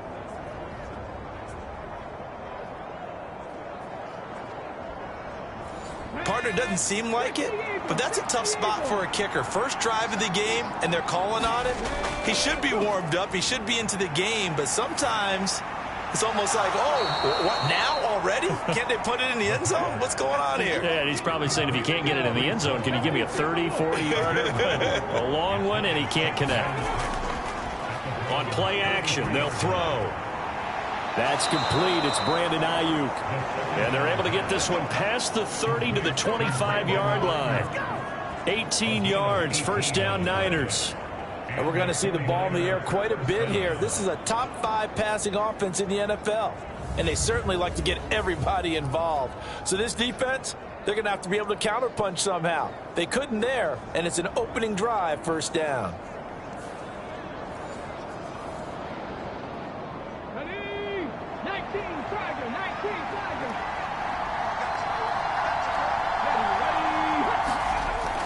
They'll look to throw now on first down. He's got Ayuk once again. Yeah, he'll work free from one tackle, but that's about all as he's taken down. Here's a 2nd and 5.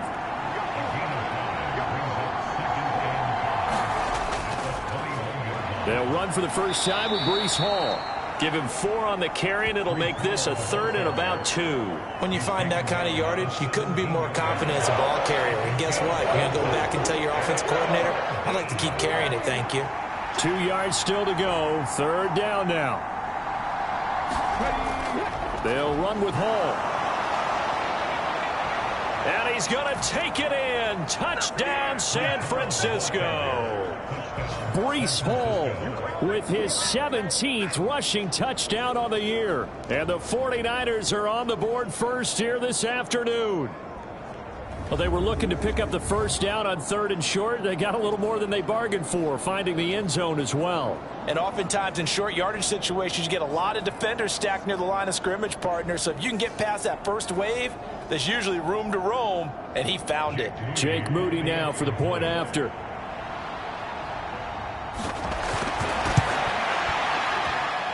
And the 49ers grab a 7-0 lead. So that drive spanned 5 plays. And it was capped off by a Breece Hall touchdown run. So after the made field goal by Moody, he's back out to kick this one away. Taken at the goal line. And ultimately cannot get this out to the 25-yard line as he's dropped at the 23.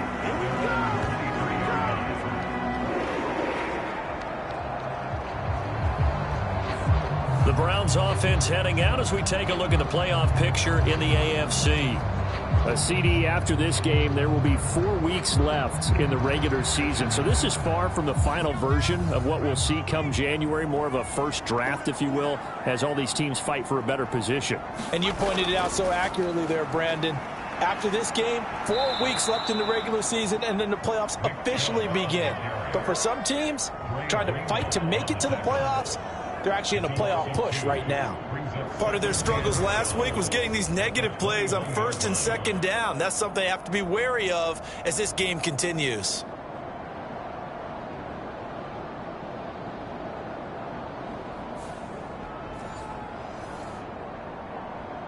So the opening play of the drive goes backwards. Now they'll come up on 2nd and 12. Back to throw. McCord. And the Niners get there and bring him down. Nick Bosa in there to get him, and on the season now, that is 9 sacks for him. They just gave up a sack there, and if I'm not mistaken, they gave up 4 last week, didn't they? Yes, and just looking really porous, aren't they? They really are, and I'm wondering if they're going to have to start thinking about keeping the tight end in, maybe a back, someone to help assist, because right now, their quarterback's been getting hit a lot in the last couple of games. 49ers have an extra defensive back on the field, a nickel set for 3rd down. Looking to throw. McCord. This one complete to Mecole Hardman. They do get 10 back, but still a ways to go on 4th.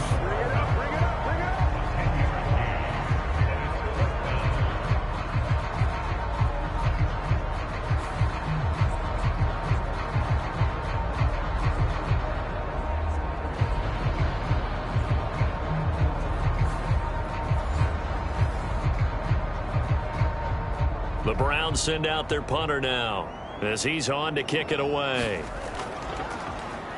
They punted 3 times in the loss last week as he sends this one away. A well-hit ball there. 50 yards on the punt, 3 on the return. And the Niners will go on offense, 1st and 10. Back out there comes the 49ers offense ready for their 2nd drive. They have to be thrilled with that first drive that got them the touchdown. Now they'll be looking to make it a 2-score advantage here on the road. And you know they spent all week in practice, in meetings, talking about taking an early advantage. Being the road team, going up a score, that takes the crowd out of the game and puts some doubt in the minds of their opponents. And they get him down, but not before he takes it across the 40-yard line. There are the numbers for Samuel from that game last week. 6 catches, 56 yards, and a touchdown. And he's able to pull that last pass in, but this is usually a pretty tough unit to try and maneuver against. They're in the top 10 in the league against the pass, and you and I both know there's not much difference between 1 and 10. The throw over the middle taken in, and they're well past midfield, just a yard or 2 shy of the 40. Another 1st down as they call his number again. He's got 15 yards here.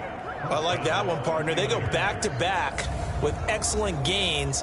And really, it shouldn't be a surprise who they were throwing the ball to. He's their best guy. Yeah, we knew that they would get him involved early. They're doubling down on getting him involved early. Don't be surprised if they'll come right back to him again. They haven't shown the propensity to be able to stop him. Back-to-back good plays have him on the move on 1st down. Looking to throw. That throw taken in by Jamison Williams. 2 yards to go, 2nd down.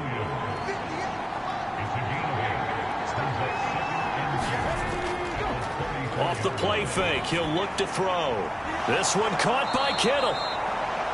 And he is out of bounds, but first he gets it inside the 10 to the 7. A good pickup there, 26 yards. Boy, how about the speed with which this offense can get down the field? It's taken them no time at all to get down here, and now they're set up with a 1st and goal.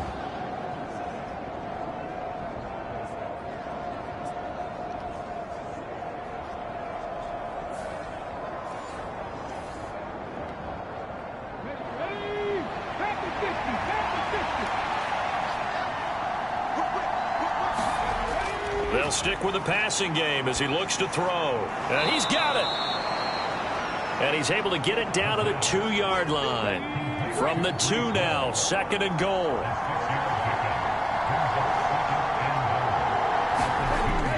They'll try to run with Hall. And he'll take this into the end zone for a San Francisco touchdown. Breece Hall with touchdown number 20 on the year. And the Niners are off to a 13-0 first quarter lead. Well, they move the ball down the field through the air, Charles, and then finally they get the running game involved, and it works to perfection. Touchdown. And, partner, I kept waiting for that running game to come into play, and actually saved it until the very end. Touchdown goes on his stat sheet, but you and I both know, and he knows as well, his teammates airing it out made this a successful drive. Now Moody for the PAT.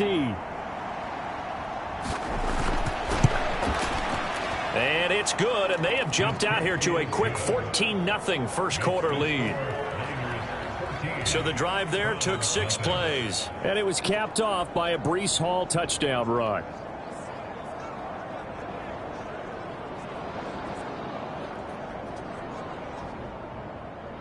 So following the touchdown, here's Moody back out to send it away.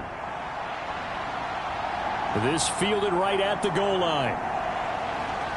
And he'll be tackled just shy of the 25.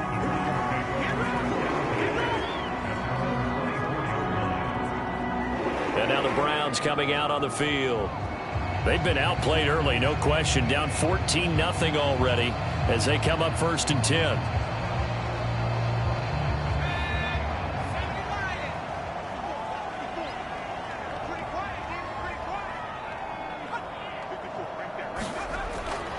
They start on the ground with Nick Chubb. And he'll be corralled right around the 34. It'll be a gain of 10 to start the drive out. By a few inches, that'll be a 1st down. Well, you're down early. How do you get back in the game, maybe establish the run? I think they're trying to do that. Now, I'm with you on that one, and what I like about the message is that there's no panic from the head coach. He's already told his offense coordinator, let's run the football. Let's get things settled down a little bit and find our way back into this game.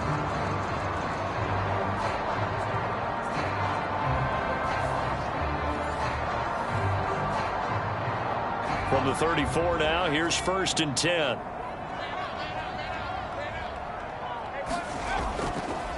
Chubb on the counter. And he'll take this ahead for about 4. 2nd down coming up. You look at this Niner defense. It's quite a unit, that's for sure. Number 1 in the NFL against the pass. Take those rankings, throw them right out the window. Because this is what you prepare for. This is what you practice for. This is what you think about. The ultimate test, taking on the number 1 overall offense in the league. To the sideline and incomplete. So after the 2nd down incompletion, they'll come up now against a 3rd and 6. Now they'll throw here out of the gun. And the throw there going to be incomplete. Well, based on what we've seen so far, I don't think you can even call this an off day anymore, partner, because this group we're watching, they are totally out of rhythm, trying to get their game plan up and running. That 0 on the scoreboard is glaring down at them with every incompletion.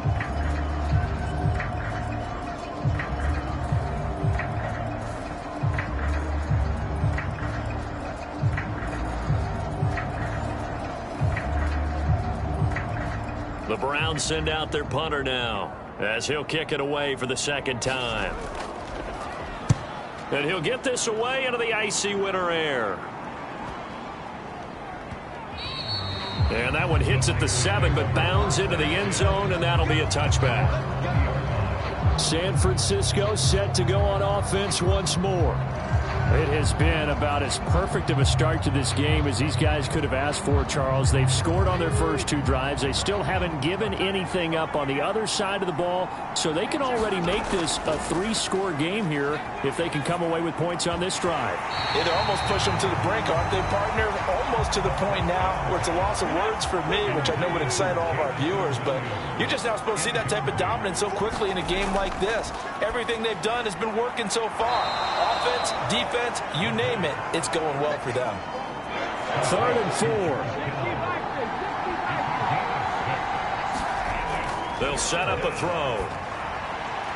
And he is caught. And he's finally taken down, and it's a big gain there on what will turn out to be the final play of this first quarter. 14-0 the score. This is the NFL on EA Sports. So a 1st and 10 upcoming from Browns territory now at the 49-yard line. A play-action fake. They'll look to throw. That ball caught. Brandon Ayuk. And he'll go down, but not before getting this inside the 30. That's now a pair of explosive plays in succession, both north of 20 yards. But certainly as a fan, you get a little bit nervous when you see him make those kind of throws.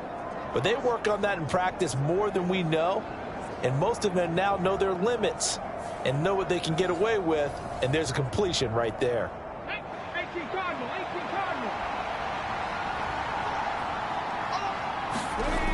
On 1st and 10, it's Hall. And he can only manage to get a couple.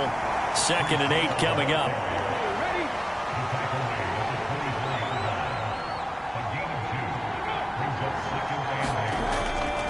On On second down, a run with Hall. And not much. Maybe a yard down to the 23. Seventh play of the drive upcoming here on 3rd and 6. Now a shotgun snap as they'll look to throw. And this is going to be incomplete. Jake Moody now on for the field goal. This a 40-yard attempt from the left hash. And his kick here is good. And that will extend their lead even further.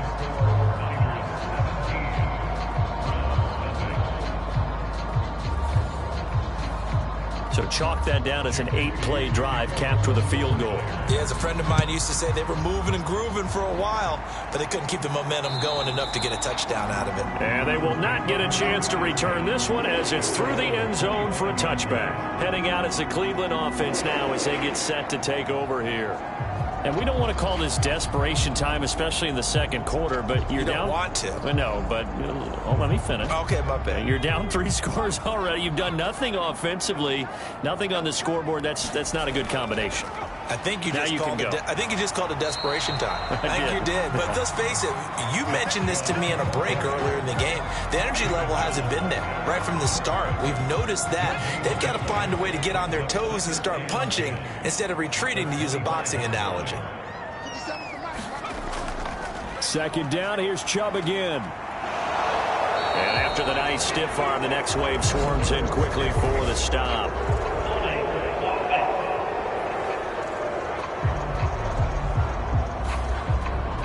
Now they face a 2nd and long following the holding penalty.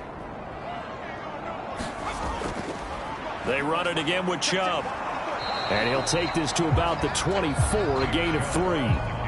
The Browns on 3rd down, 2 for 5 to this point. This is 3rd and 11. Operating from the gun, McCord. He'll get this to Chubb out of the backfield. And he'll get this up past the 25 before he's out of bounds. 5 yards, not enough, and it'll be 4th down.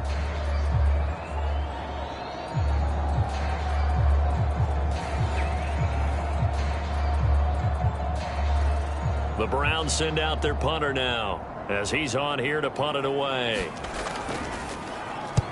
He's been a busy man here in this first half as he gets it away. It'll be 37 yards there on the punt. Now Brandon Ayuk ready to bring out the rest of this offense here for this upcoming series. Well, he's within shouting distance of a 1,000-yard season. Going to need a pretty good finish, though, if he wants to reach that mark. Well, I like how you phrased it, partner. He is within shouting distance. If he stays on this pace, he's got a shot at it. But he needs a big game in there, right, to make sure that he gets it. So you know that during the week, in practice, and look, he asks for the ball all the time anyway. He's really going to ask for the ball and let his quarterback know he's open. Give him 10 yards there, and about by the nose of the football, he's going to have a 1st down. But they've certainly made a point of getting him involved in the passing game here in the first half. They must have seen something in the scouting that said, hey, we can capitalize on him getting the ball possibly in the open field. And I think in the second half, that may loosen up the defense a little bit to get the running game going back inside. And he's tackled a yard short of the marker. Good gain of 9 on 1st down. Just need a yard here, 2nd and 1. He'll look to throw. Flushed out right. The improvisation gets him only a couple, but that's all he needed. 1st down. Here's a play fake as they set up to throw. Over the middle, complete. It's Hall. And this time he's able to take it down to the 42. From the 42-yard line, here's 2nd and 4. Now back to throw. Connects with Kittle underneath. And Kittle going to have a 49ers 1st down as he'll get this down to the 35-yard line. They'll set up to throw. Oh, into a sea of defenders and intercepted. And the Browns are going to have the football here at their own 35-yard line. So the interception there, and Charles, I'd imagine that's something you can maybe live with in December, but not come January. And I love how you make the distinction there. You're talking about regular season versus the postseason, the playoffs. Because these guys, they've already clinched a playoff spot, but they know, looking ahead, when they get into the postseason, they've got to take better care of the football because turnovers in that situation, they really become magnified. They begin this drive with Chubb, and he'll manage to pick up about 4 at second down.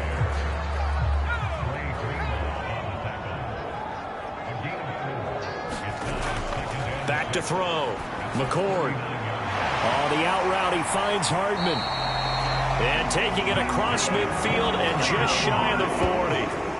Second catch for him today, and it'll wind up a first down. And he's top 5 in the league in terms of receiving yardage because of plays like that. What have you seen from him on film that you like so much? Well, I'll strip away everything else and get to what we call the moment of truth. When the ball's arriving and there's a defender there, he just comes down with the ball. He competes and takes it away. Great hands, great ability to finish the catch. Throwing on first down. McCord. And this will be incomplete. Physical play on the football there, and it's second down.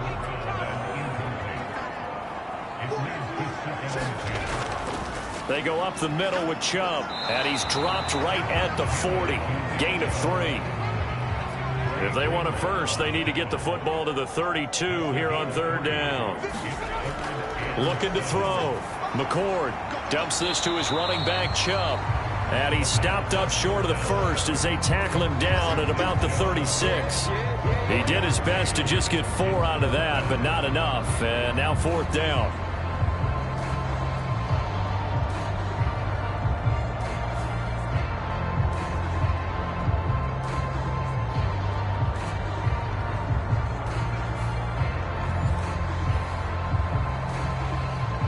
Cameron Dicker on now to try the field goal.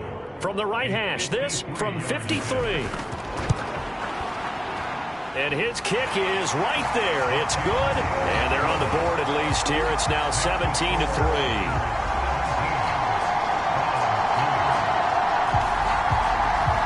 So, Charles, they get to them with their first turnover of the game and then make it hurt a little bit extra with a field goal. And anytime you give the ball up, what's the first thing a coach tells his defense?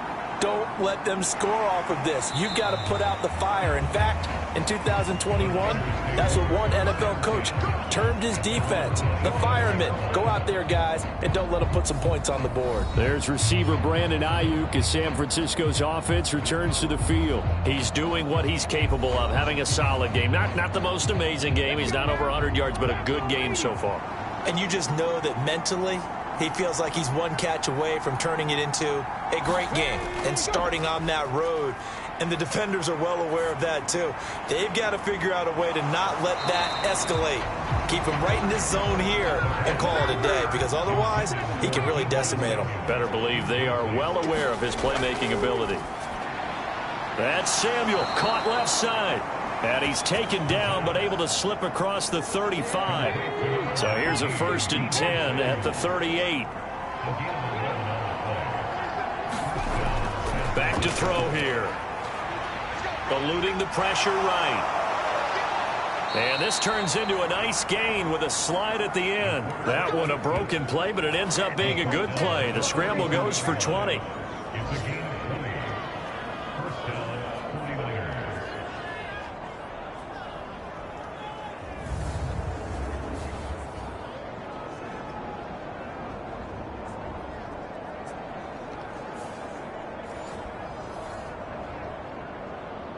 So a 1st and 10 upcoming from Browns territory now at the 42-yard line.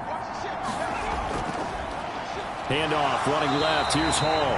And just no chance of turning the corner. He can only get back to the line of scrimmage. 2nd and 10 coming up. From the shotgun, he'll look to throw. And his throw is incomplete. They had the incomplete pass on 2nd down. Now they need a big play here, 3rd and 10. He'll look to throw. He's got this, complete to Williams. Touchdown, 49ers. Jamison Williams with touchdown number 8 on the year. And the Niners have moved out in front by 3 touchdowns.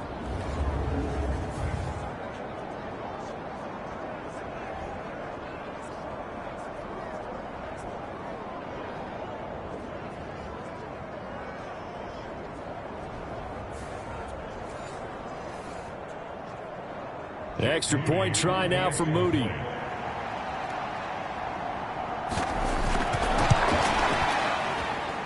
And the lead now to 3 touchdowns at 21 points. A drive that time of 6 plays. And it was Jamison Williams wrapping things up with a touchdown. So here's Moody back out there now to send this one away. And no effort to bring this one out. It's a touchback. The Browns set and ready to go on offense. They're down 3 touchdowns to this point, needing to put something together as they have it 1st and 10.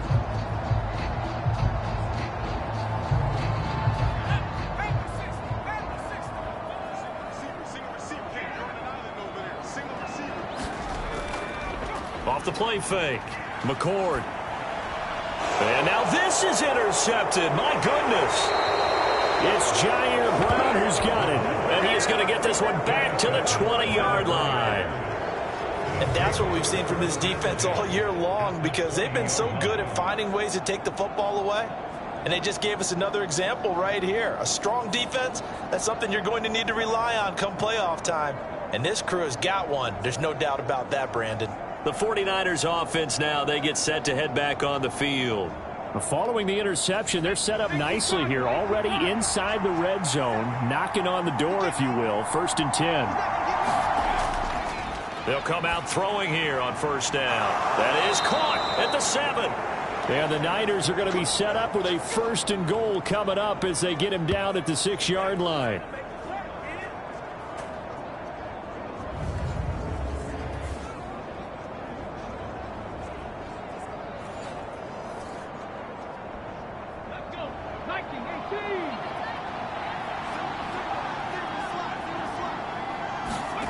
He'll drop to throw. Rifles one, and that's going to be intercepted. And the Browns are going to get this back to their own 34-yard line. So the ball changing hands on the interception, but meanwhile here we do have an injury on the play. Hopefully, obviously nothing serious here. Medical staff, though, going to take a peek, and we'll take a break.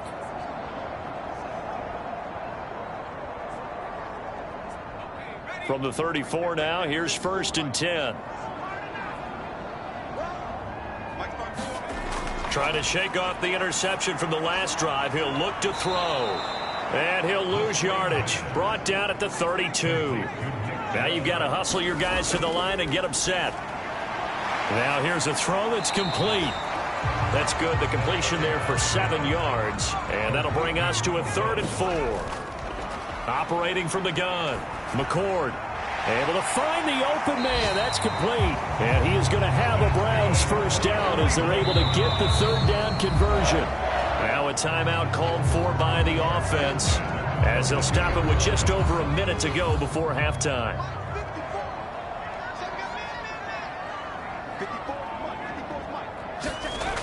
They'll look to throw again. Going out wide, finds Chubb. And they'll get him down after a pickup of 8, 2nd and 2. Now another timeout called for by the offense as they get the stoppage with a little over 50 seconds to go in the 1st half. Back to throw again. Catch is made by Hardman. And they are able to stop him, but he does take it all the way to the 2. A gain of 32 that time. And that might be exactly what they needed to wake up this home crowd. They haven't given them much to cheer for so far, and never underestimate the effect the home crowd with you can have on a game. This is 1st and goal, and a golden chance to get a score back here before halftime. Chubb is not going to get back to the line of scrimmage as they'll tackle him at the 3. The Browns will quickly use their 3rd and final timeout as it'll come with 15 seconds to play in the 1st half.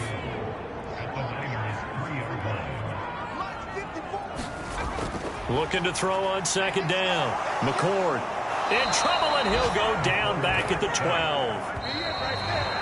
He'll wind up losing 10 there, a full 10 yards, so that one hurts. And it brings up 3rd and goal.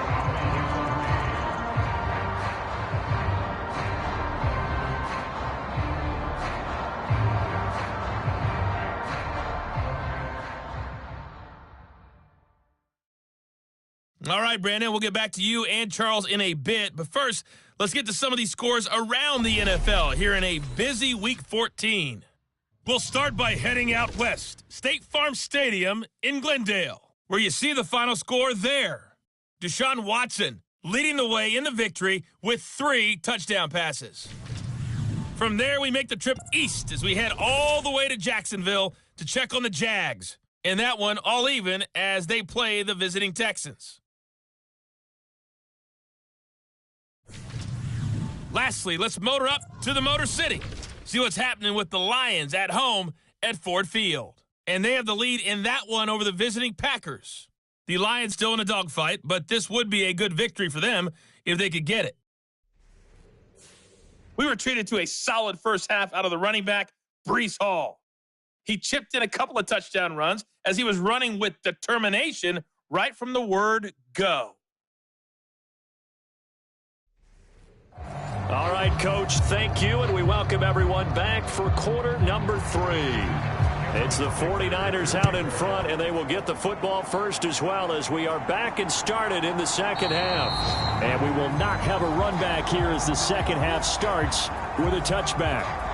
The 49er offense, they're coming back out onto the field, and we're going to give you a look at the playoff picture now into the weekend in the NFC. And for them, it's no longer a question of will they make the playoffs. They've clinched the division title. The question, can they hold on to that #1 seed? And this is where the mental fortitude comes to play, doesn't it? Because now you're not just the coach talking about it, it's team talking about it to each other, supporting each other, carrying each other along, because having that #1 seed means everything in the NFL. It does. So even though the division title's clinched, shouldn't take the foot off the gas. No, not at all. Play it all the way through, and I think we've seen that in recent years in the NFL. The teams that play and play to win each and every game, they're the ones to deal with in the playoffs. Here's a 2nd and 2 now from the 33.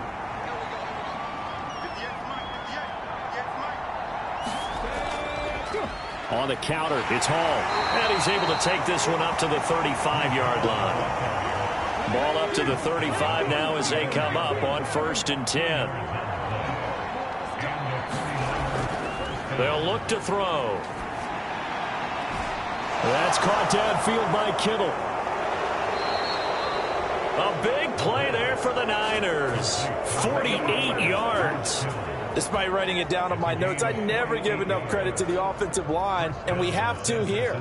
The protection, that's what made this play a success. Quarterback had to wait for his crossing route to develop, and that takes a little bit of extra time.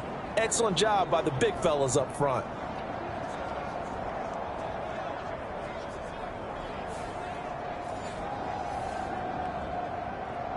So the big play means just like that, they'll operate from the red zone now on 1st down.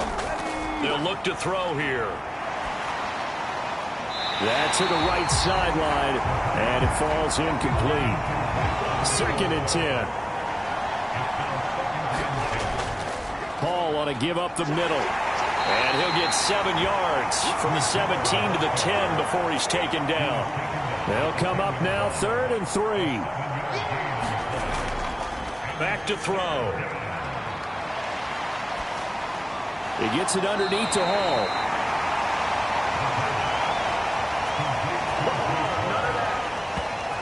A short game that doesn't get them the 1st down brings up a 4th down situation. Really nice job defensively. They knew where the sticks were. They got the stop before it.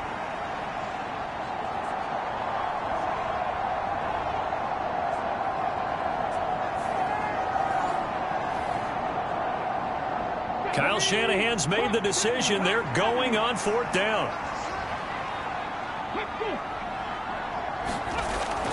Needing the tough yards, they run it with their fullback. And across the chalk, into the end zone, it's a 49er touchdown.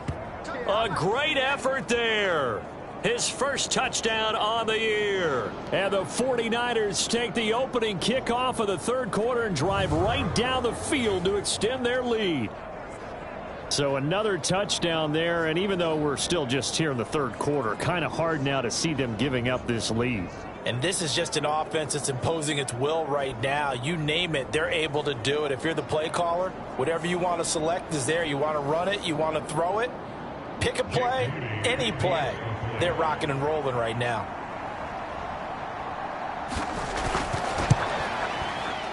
Moody good with the extra point, and that'll increase their lead to 28. So the drive winds up going 75 yards in 7 plays. And the capper that put it in the end zone, a run of 8 yards.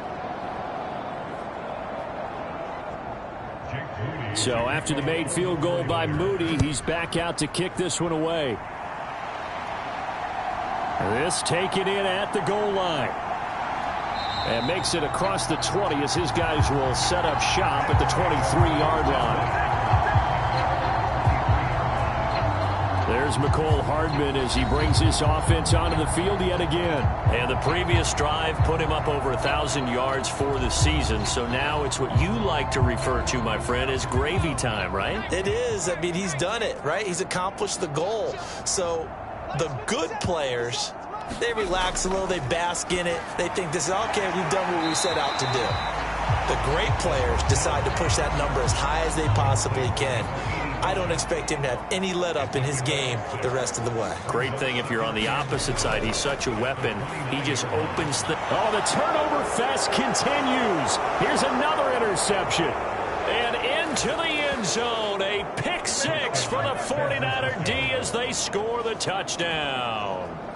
And, Charles, for this offense, those interception woes they kind of had in the first half have now followed them into the second half. And for this defense, they take advantage, turn that into a pick 6.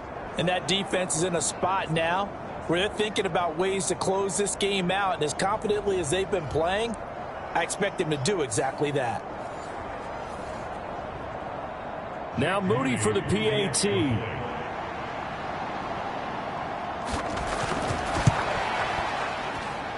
And he's been a busy man, 5 for 5 now as he knocks another one through to extend the lead. So the defense creating some points, not only getting the interception, but then returning it to the end zone for the pick 6. So they'll get another shot on offense following that pick 6. And now the kick is away. Taking it about the 1.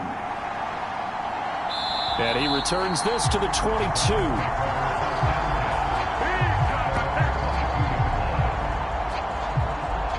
Cleveland offense making their way out. It's a game that they would rather probably forget about, at least to this point, Charles. And one reason is turnovers. The turnover on the last drive, they had the issue in the first half as well. And that's really, unfortunately for them, helped to put this game out of reach. And you know they won't want to admit it to themselves. But we know that winning the game is pretty much out of the picture now. So their bottom line is, how do they play a clean game the rest of this one, right? Take care of the football, no more turnovers, and see how that works. And Chubb will try the middle here. And he is going to be stopped cold behind the line of scrimmage. Officially, it's a 1-yard loss. That's going to bring up 2nd and 11. You've got to figure the further they fall behind, the more you think that they'll get away from the run. They're trying to stick with it, but the results, they just aren't there.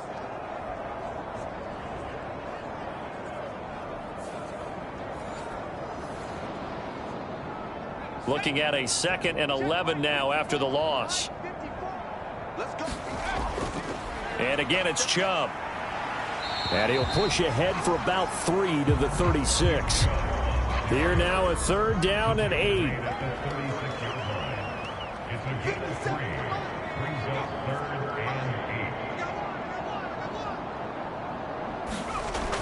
Back to throw. McCord.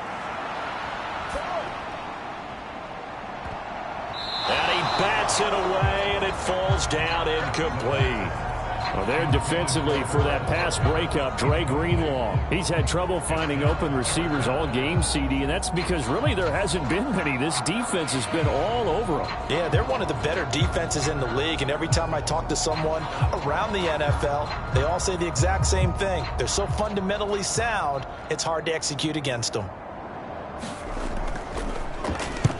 Averaging over 50 yards a punt so far as this one's away. With it is Brown. And he'll be out of bounds near the 30. In fact, right on the 30. So a solid punt, but also a nice return there of 14 yards. San Francisco's offense returns to the field. A long drive last time out for this offense, Charles. If you remember, they started basically in the shadows of their own end zone, marched it down the field, and a lot of that was through the passing game. And, partner, as a former defensive back, I'm having almost a physical reaction watching what's happening right now. But let's give credit where it's due, because they've done an excellent job moving the ball through the air. Secondary getting picked apart pass by pass. Obviously, they need to make some adjustments there on the back end. Yeah, because offensively, we know that they're not going to be shy about throwing that football. Looked like a pretty good, safe play right there. No, he's had trouble with the interceptions in this game there. Hits his guy out in the flat. Yeah, so many times we hear quarterbacks and offensive coordinators talk about in your progressions, you're either throwing the touchdown or you're throwing the check down. But earlier in the game, it was touchdown or interception. Now he got to the check down, a nice safe throw, and a good one. On third down, here's Hall. And he's got the first down yardage before he's brought down at the 42. 3 yards there, good enough to keep the drive moving. So far this season, this is an offense that's proved its ability to move the football. I mean, they're in the top 5 in the NFL and picking up first downs, and they get the conversion here. And I think a lot of that is due to how they win on first and second down, because that leaves them third and short, third and manageable. A lot easier to pick them up then, isn't it?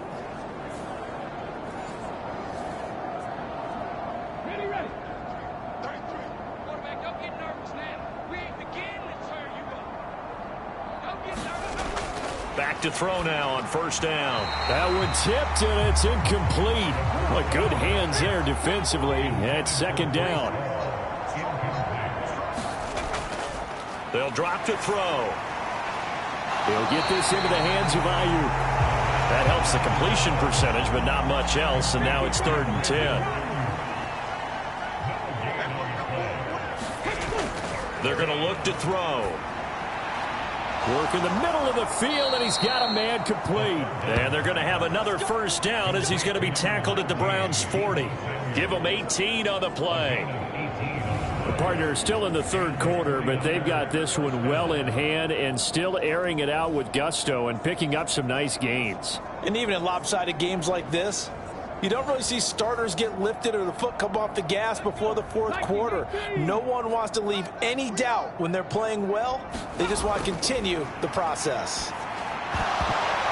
And now a throw on first down there, but it's incomplete. So after the incompletion on first, now 2nd and 10. Again, he'll drop to throw. Got his man complete over the middle. It's Hall.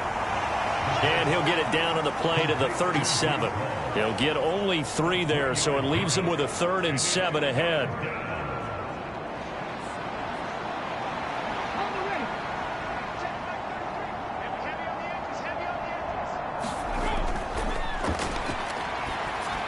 A short throw, and that's hauled in by Mayer. And he's going to get this inside the 30.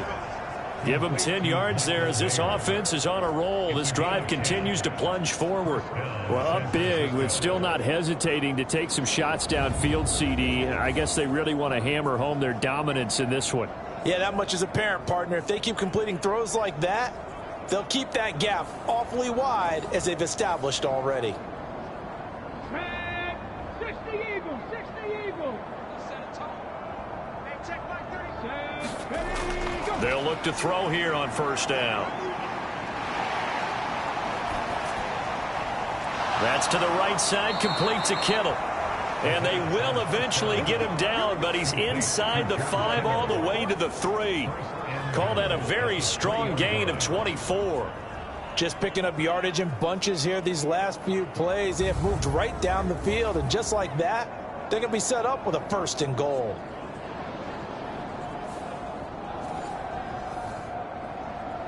Ready, set. Watch screen, watch screen. 58, come on. Ready.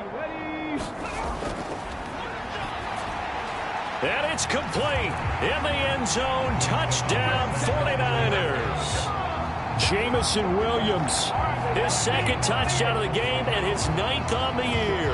And the 49ers get another third-quarter touchdown to add on to that lead. Well, on the other sideline right now, it's just absolute dejection. But, Charles, let's focus on the positive. With the lead that they built here, they've done pretty much everything to perfection in this ball game. They certainly have. Makes me think that their week of preparation was excellent. And they flowed into this game, and it carried over. And right now, I don't expect them to back off at all. They're playing so well, they just want to keep it going.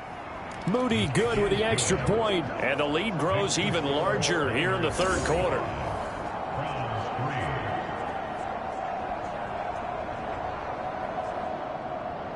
So following the touchdown, here's Moody back out to send it away.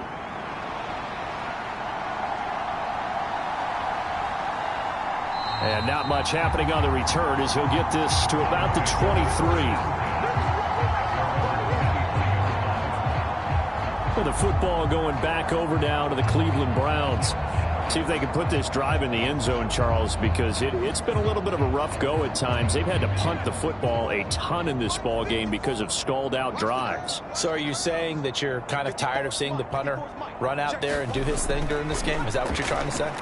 Well, I mean, I'm okay with it. I have a feeling that this offense, they don't want to see the punter again. And frankly, the punter doesn't want to run out there anymore himself. He would love to see his offense put together a drive and give his leg a rest. And not much there. Maybe a yard up to the 24. That result, really no surprise. It's what we're coming accustomed to with this #1 ranked rush defense. And you study the game. Is this bringing back a few memories? Maybe the 85 Bears trying to move the ball against them, 2000 Ravens. Heck, how about the late 60s, early 70s Purple People Eaters, the Minnesota Vikings? Hard to move the ball against those types of teams. And he is going to have a Browns first down as they're able to get the third down conversion.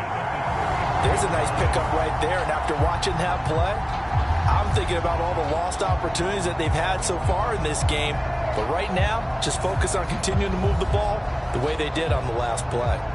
So they'll come up 1st and 10 now from the 33.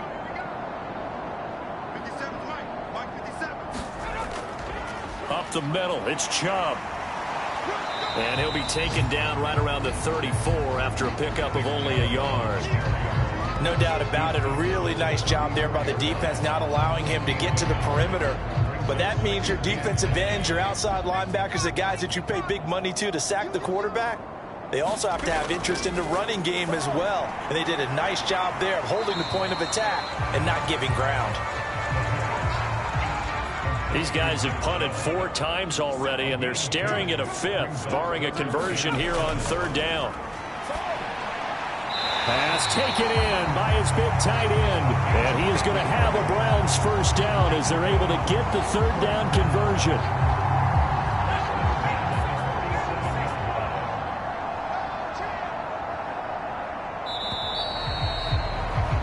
And as they come to the line, they will not be able to get off another play as time has run out on this 3rd quarter. This is the National Football League on EA Sports. A couple of first downs on the drive already as they'll go from the 47 now on 1st down. Looking to throw. McCord. And down he goes. The 49ers get there. The sack recorded. It's a loss of 5, and now it's 2nd down. Well, I wish this staff luck as they try to find positives about this performance by their offense as we move through the early part of the 4th quarter. That sack, the latest example. Down by a boatload, this offense simply can't keep up, and the quarterback is still taking hits. I'd get the backups in there if it were me. So after a rare misstep on this drive, they'll try to make amends on 2nd and 15. Back to throw. McCord. Now a quick throw there, but it's going to be incomplete. The Browns on 3rd down. They've converted 5 times in their many chances thus far. This will be 3rd and 15. Looking to throw. McCord. Oh, now a strip. He loses the football.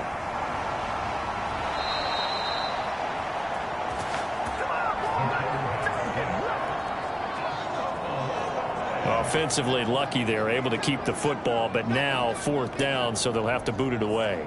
I do think, though, they're going to look at this as a positive. 1, they recovered the fumble, so they retained possession. But 2, being able to punt it changes field position for them. Imagine if that turnover takes place there. Now your defense has to go onto the field and try and hold. Instead, they get a little breathing room. The Browns send out their punter now. He's been one of their few bright spots so far. Now Brown. It's a 39-yard punt, 8 on the return. And San Francisco gets set to go here. And they just continue to roll right along, really. This has the looks of yet another victory as they hope to polish it off here in quarter number 4.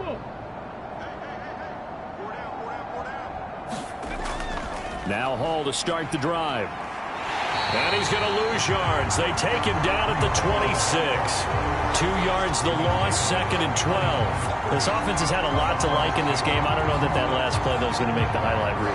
It's not going to make the highlight reel, but it will be the focus of the film session that the team has to sit through. I've sat through those before. Never any fun. You're always excited about your good plays, and they actually fast forward through those. All right, that was good. All right, great. They get to the bad ones and really illuminate them. Not cool. First play of the drive goes the wrong way. Here's 2nd and 12. On play action, they'll throw.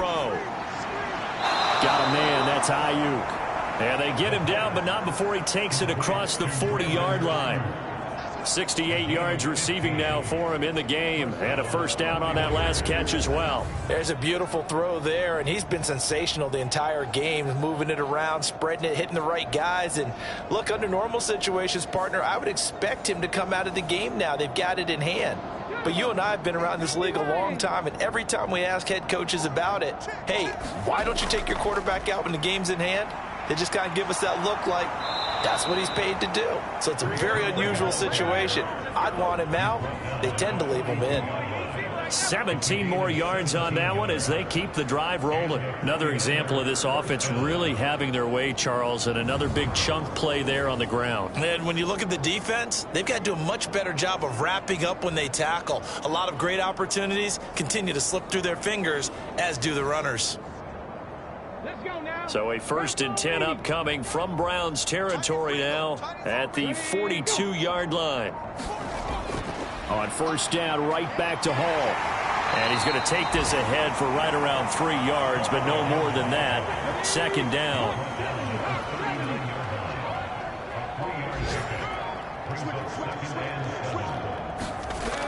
Hall again.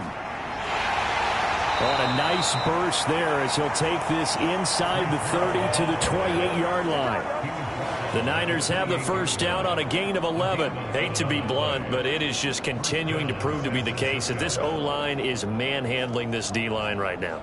They deserve to roll up their sleeves and show up their biceps because they're doing exactly what you just described, manhandling the defensive front. They've got the leverage, they are powering through, and they're controlling this game.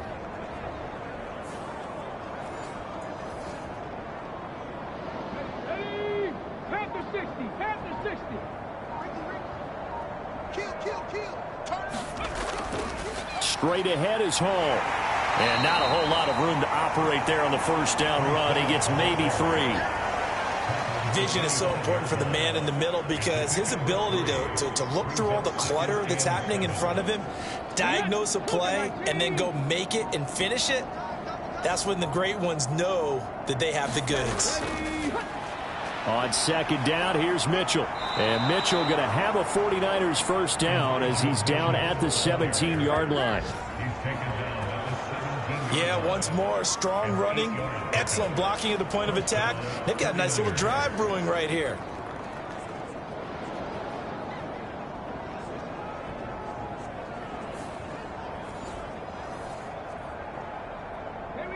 So from the 17 now, here's a 1st and 10. Now they'll switch it up here and look to throw. This one into the hands of Kittle, the tight end. And just 3 yards on the catch there. He couldn't get away. And it's 2nd down. Looking to throw. And he's going to be intercepted for the third time thus far.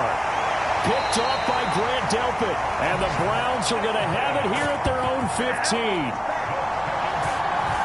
Well, they get a fourth quarter pick. A little something to hang their hat on, I guess. Okay, so let's face it, Doc. Who's happy about this play? Fantasy guys, right? Yeah. The analytics will tell you one thing or another. That's a bad play on one hand, a good play on the other, but it's all about the fantasy points here. Yeah, because this ball game is over.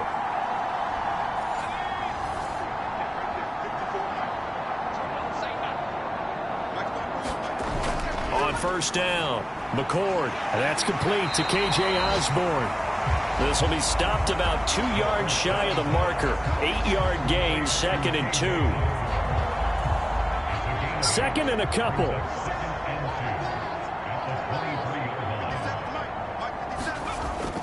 Back to throw. McCord. And he's going to be intercepted a third time.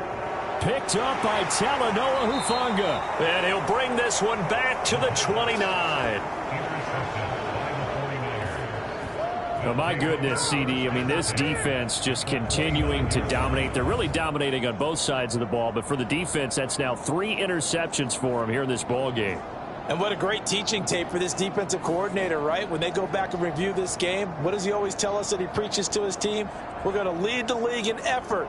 Well, they're doing that in this game as well as making big plays. Come on. Hey, Cowboy 80.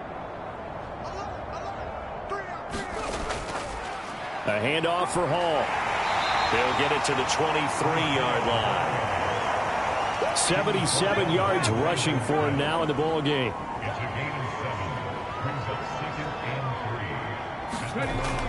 Ball again on second down. And they'll bring him down at the 18-yard line. 4 yards the pickup, first down. They'll go again with Hall. And he'll get this down only to the 18. Just a yard on the pickup there, and it'll bring up a 2nd and 9. That was a really nice play, able to stack that one up. When they get back in the huddle, he's got to tell his guys up front, great job. They kept people off of him, allowed him to run free and make the hit on the runner. Filled the gap nicely, kept him to just a 1-yard gain. And he gets this inside the 10 to the 9. It's also a gain of 9. Here now, 3rd and a yard. They'll try and pick it up with Mitchell. He didn't get the touchdown, but he did get the first down as he's tackled at the 1. A strong 8 yards will keep this drive rolling. What a luxury to have a guy like this who can not only spell your starter, but can come in and keep drives going.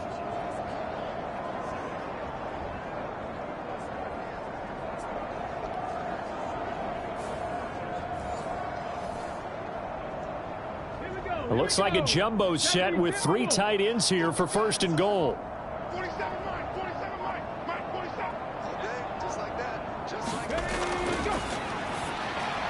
And give them another 6. It's caught for a touchdown, and the blowout continues. Well, business as usual for them. Well on their way to another victory. Riding a serious wave of momentum from what we've seen. And so far, they haven't met their match. So if you're going to play this team in the future, your mission is clear. You better be ready to play and match their firepower.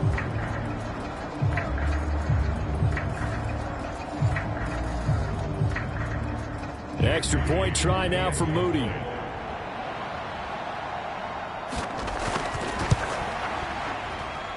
Now this one was over a while ago as they just add on to their big lead. That time a 6-play drive. And the end result for the 49ers, a touchdown.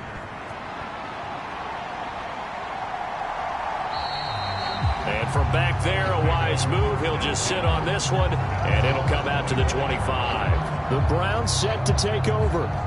Where we stand right now in the 4th quarter, this one pretty much out of reach. And, Charles, I know they're going to be disappointed about several things with this ball game, but the self-inflicted wounds, they've had several turnovers. You would have to think that's going to be something they're going to discuss heavily in the film session in the coming day. Oh, a strip. The ball comes out. Come on now. Let's do this.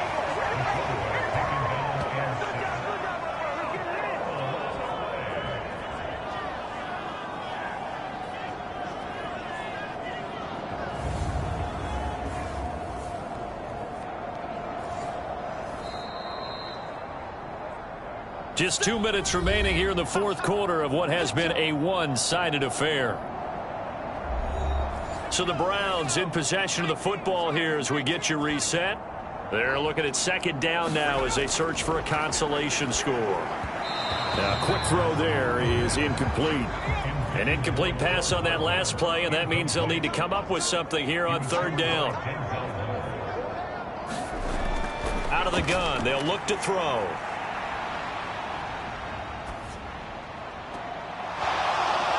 And this is incomplete. Oh, it looked like he had a pretty good line on that one. That would have been a big play, but he could not pull it in. The Browns send out their punter now as the drive goes backwards, so he's on to punt it away. He's averaging just under 50 yards a punt as he gets this away. That'll be a 41-yard punt, just 1 yard on the return. And out will come the offense as they take over. Out on the field now, here come the 49ers. And this one has gone pretty well to form. They've come in, had little problem thus far, and now they'll try to polish things off in the fourth. They've got good starting field position as they come up here 1st and 10 at the 41-yard line. And they'll get to him after a gain of 7 to the 47. Second down and 3.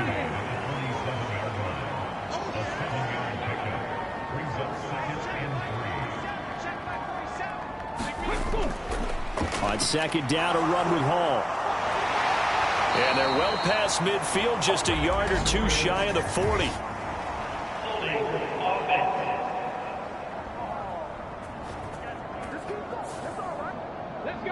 An unfortunate time for the penalty there. That cancels out a positive play from this offense. Well, not to sound too trite or too accepting, but you and I both know it happens. You got to accept it and move on. Yardage, you got to get back. Focus on the next play. Move on. 106 yards for him on the ground now on that, his 20th carry of the ball game. Well, we're beyond the tone setting right now. This guy's been the bell cow all day, and they'll continue to rely on him to move the chains, drain the clock, and lead his team.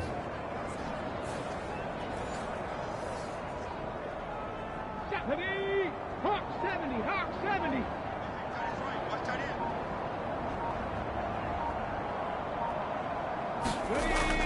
First down, here's Mitchell. 5 yards is the tally on first down. That brings up 2nd and 5. Well, fans usually love to see scoring, and there was no shortage of it today. What a dominant showing from an offense that was truly playing at an elite level in this contest. Partner, this game was over a long time ago, and you noticed they did not want to slow down anything. Absolutely a dream scenario for everyone on that offense, and they took advantage of every second. Guaranteed popcorn for everyone in their film session.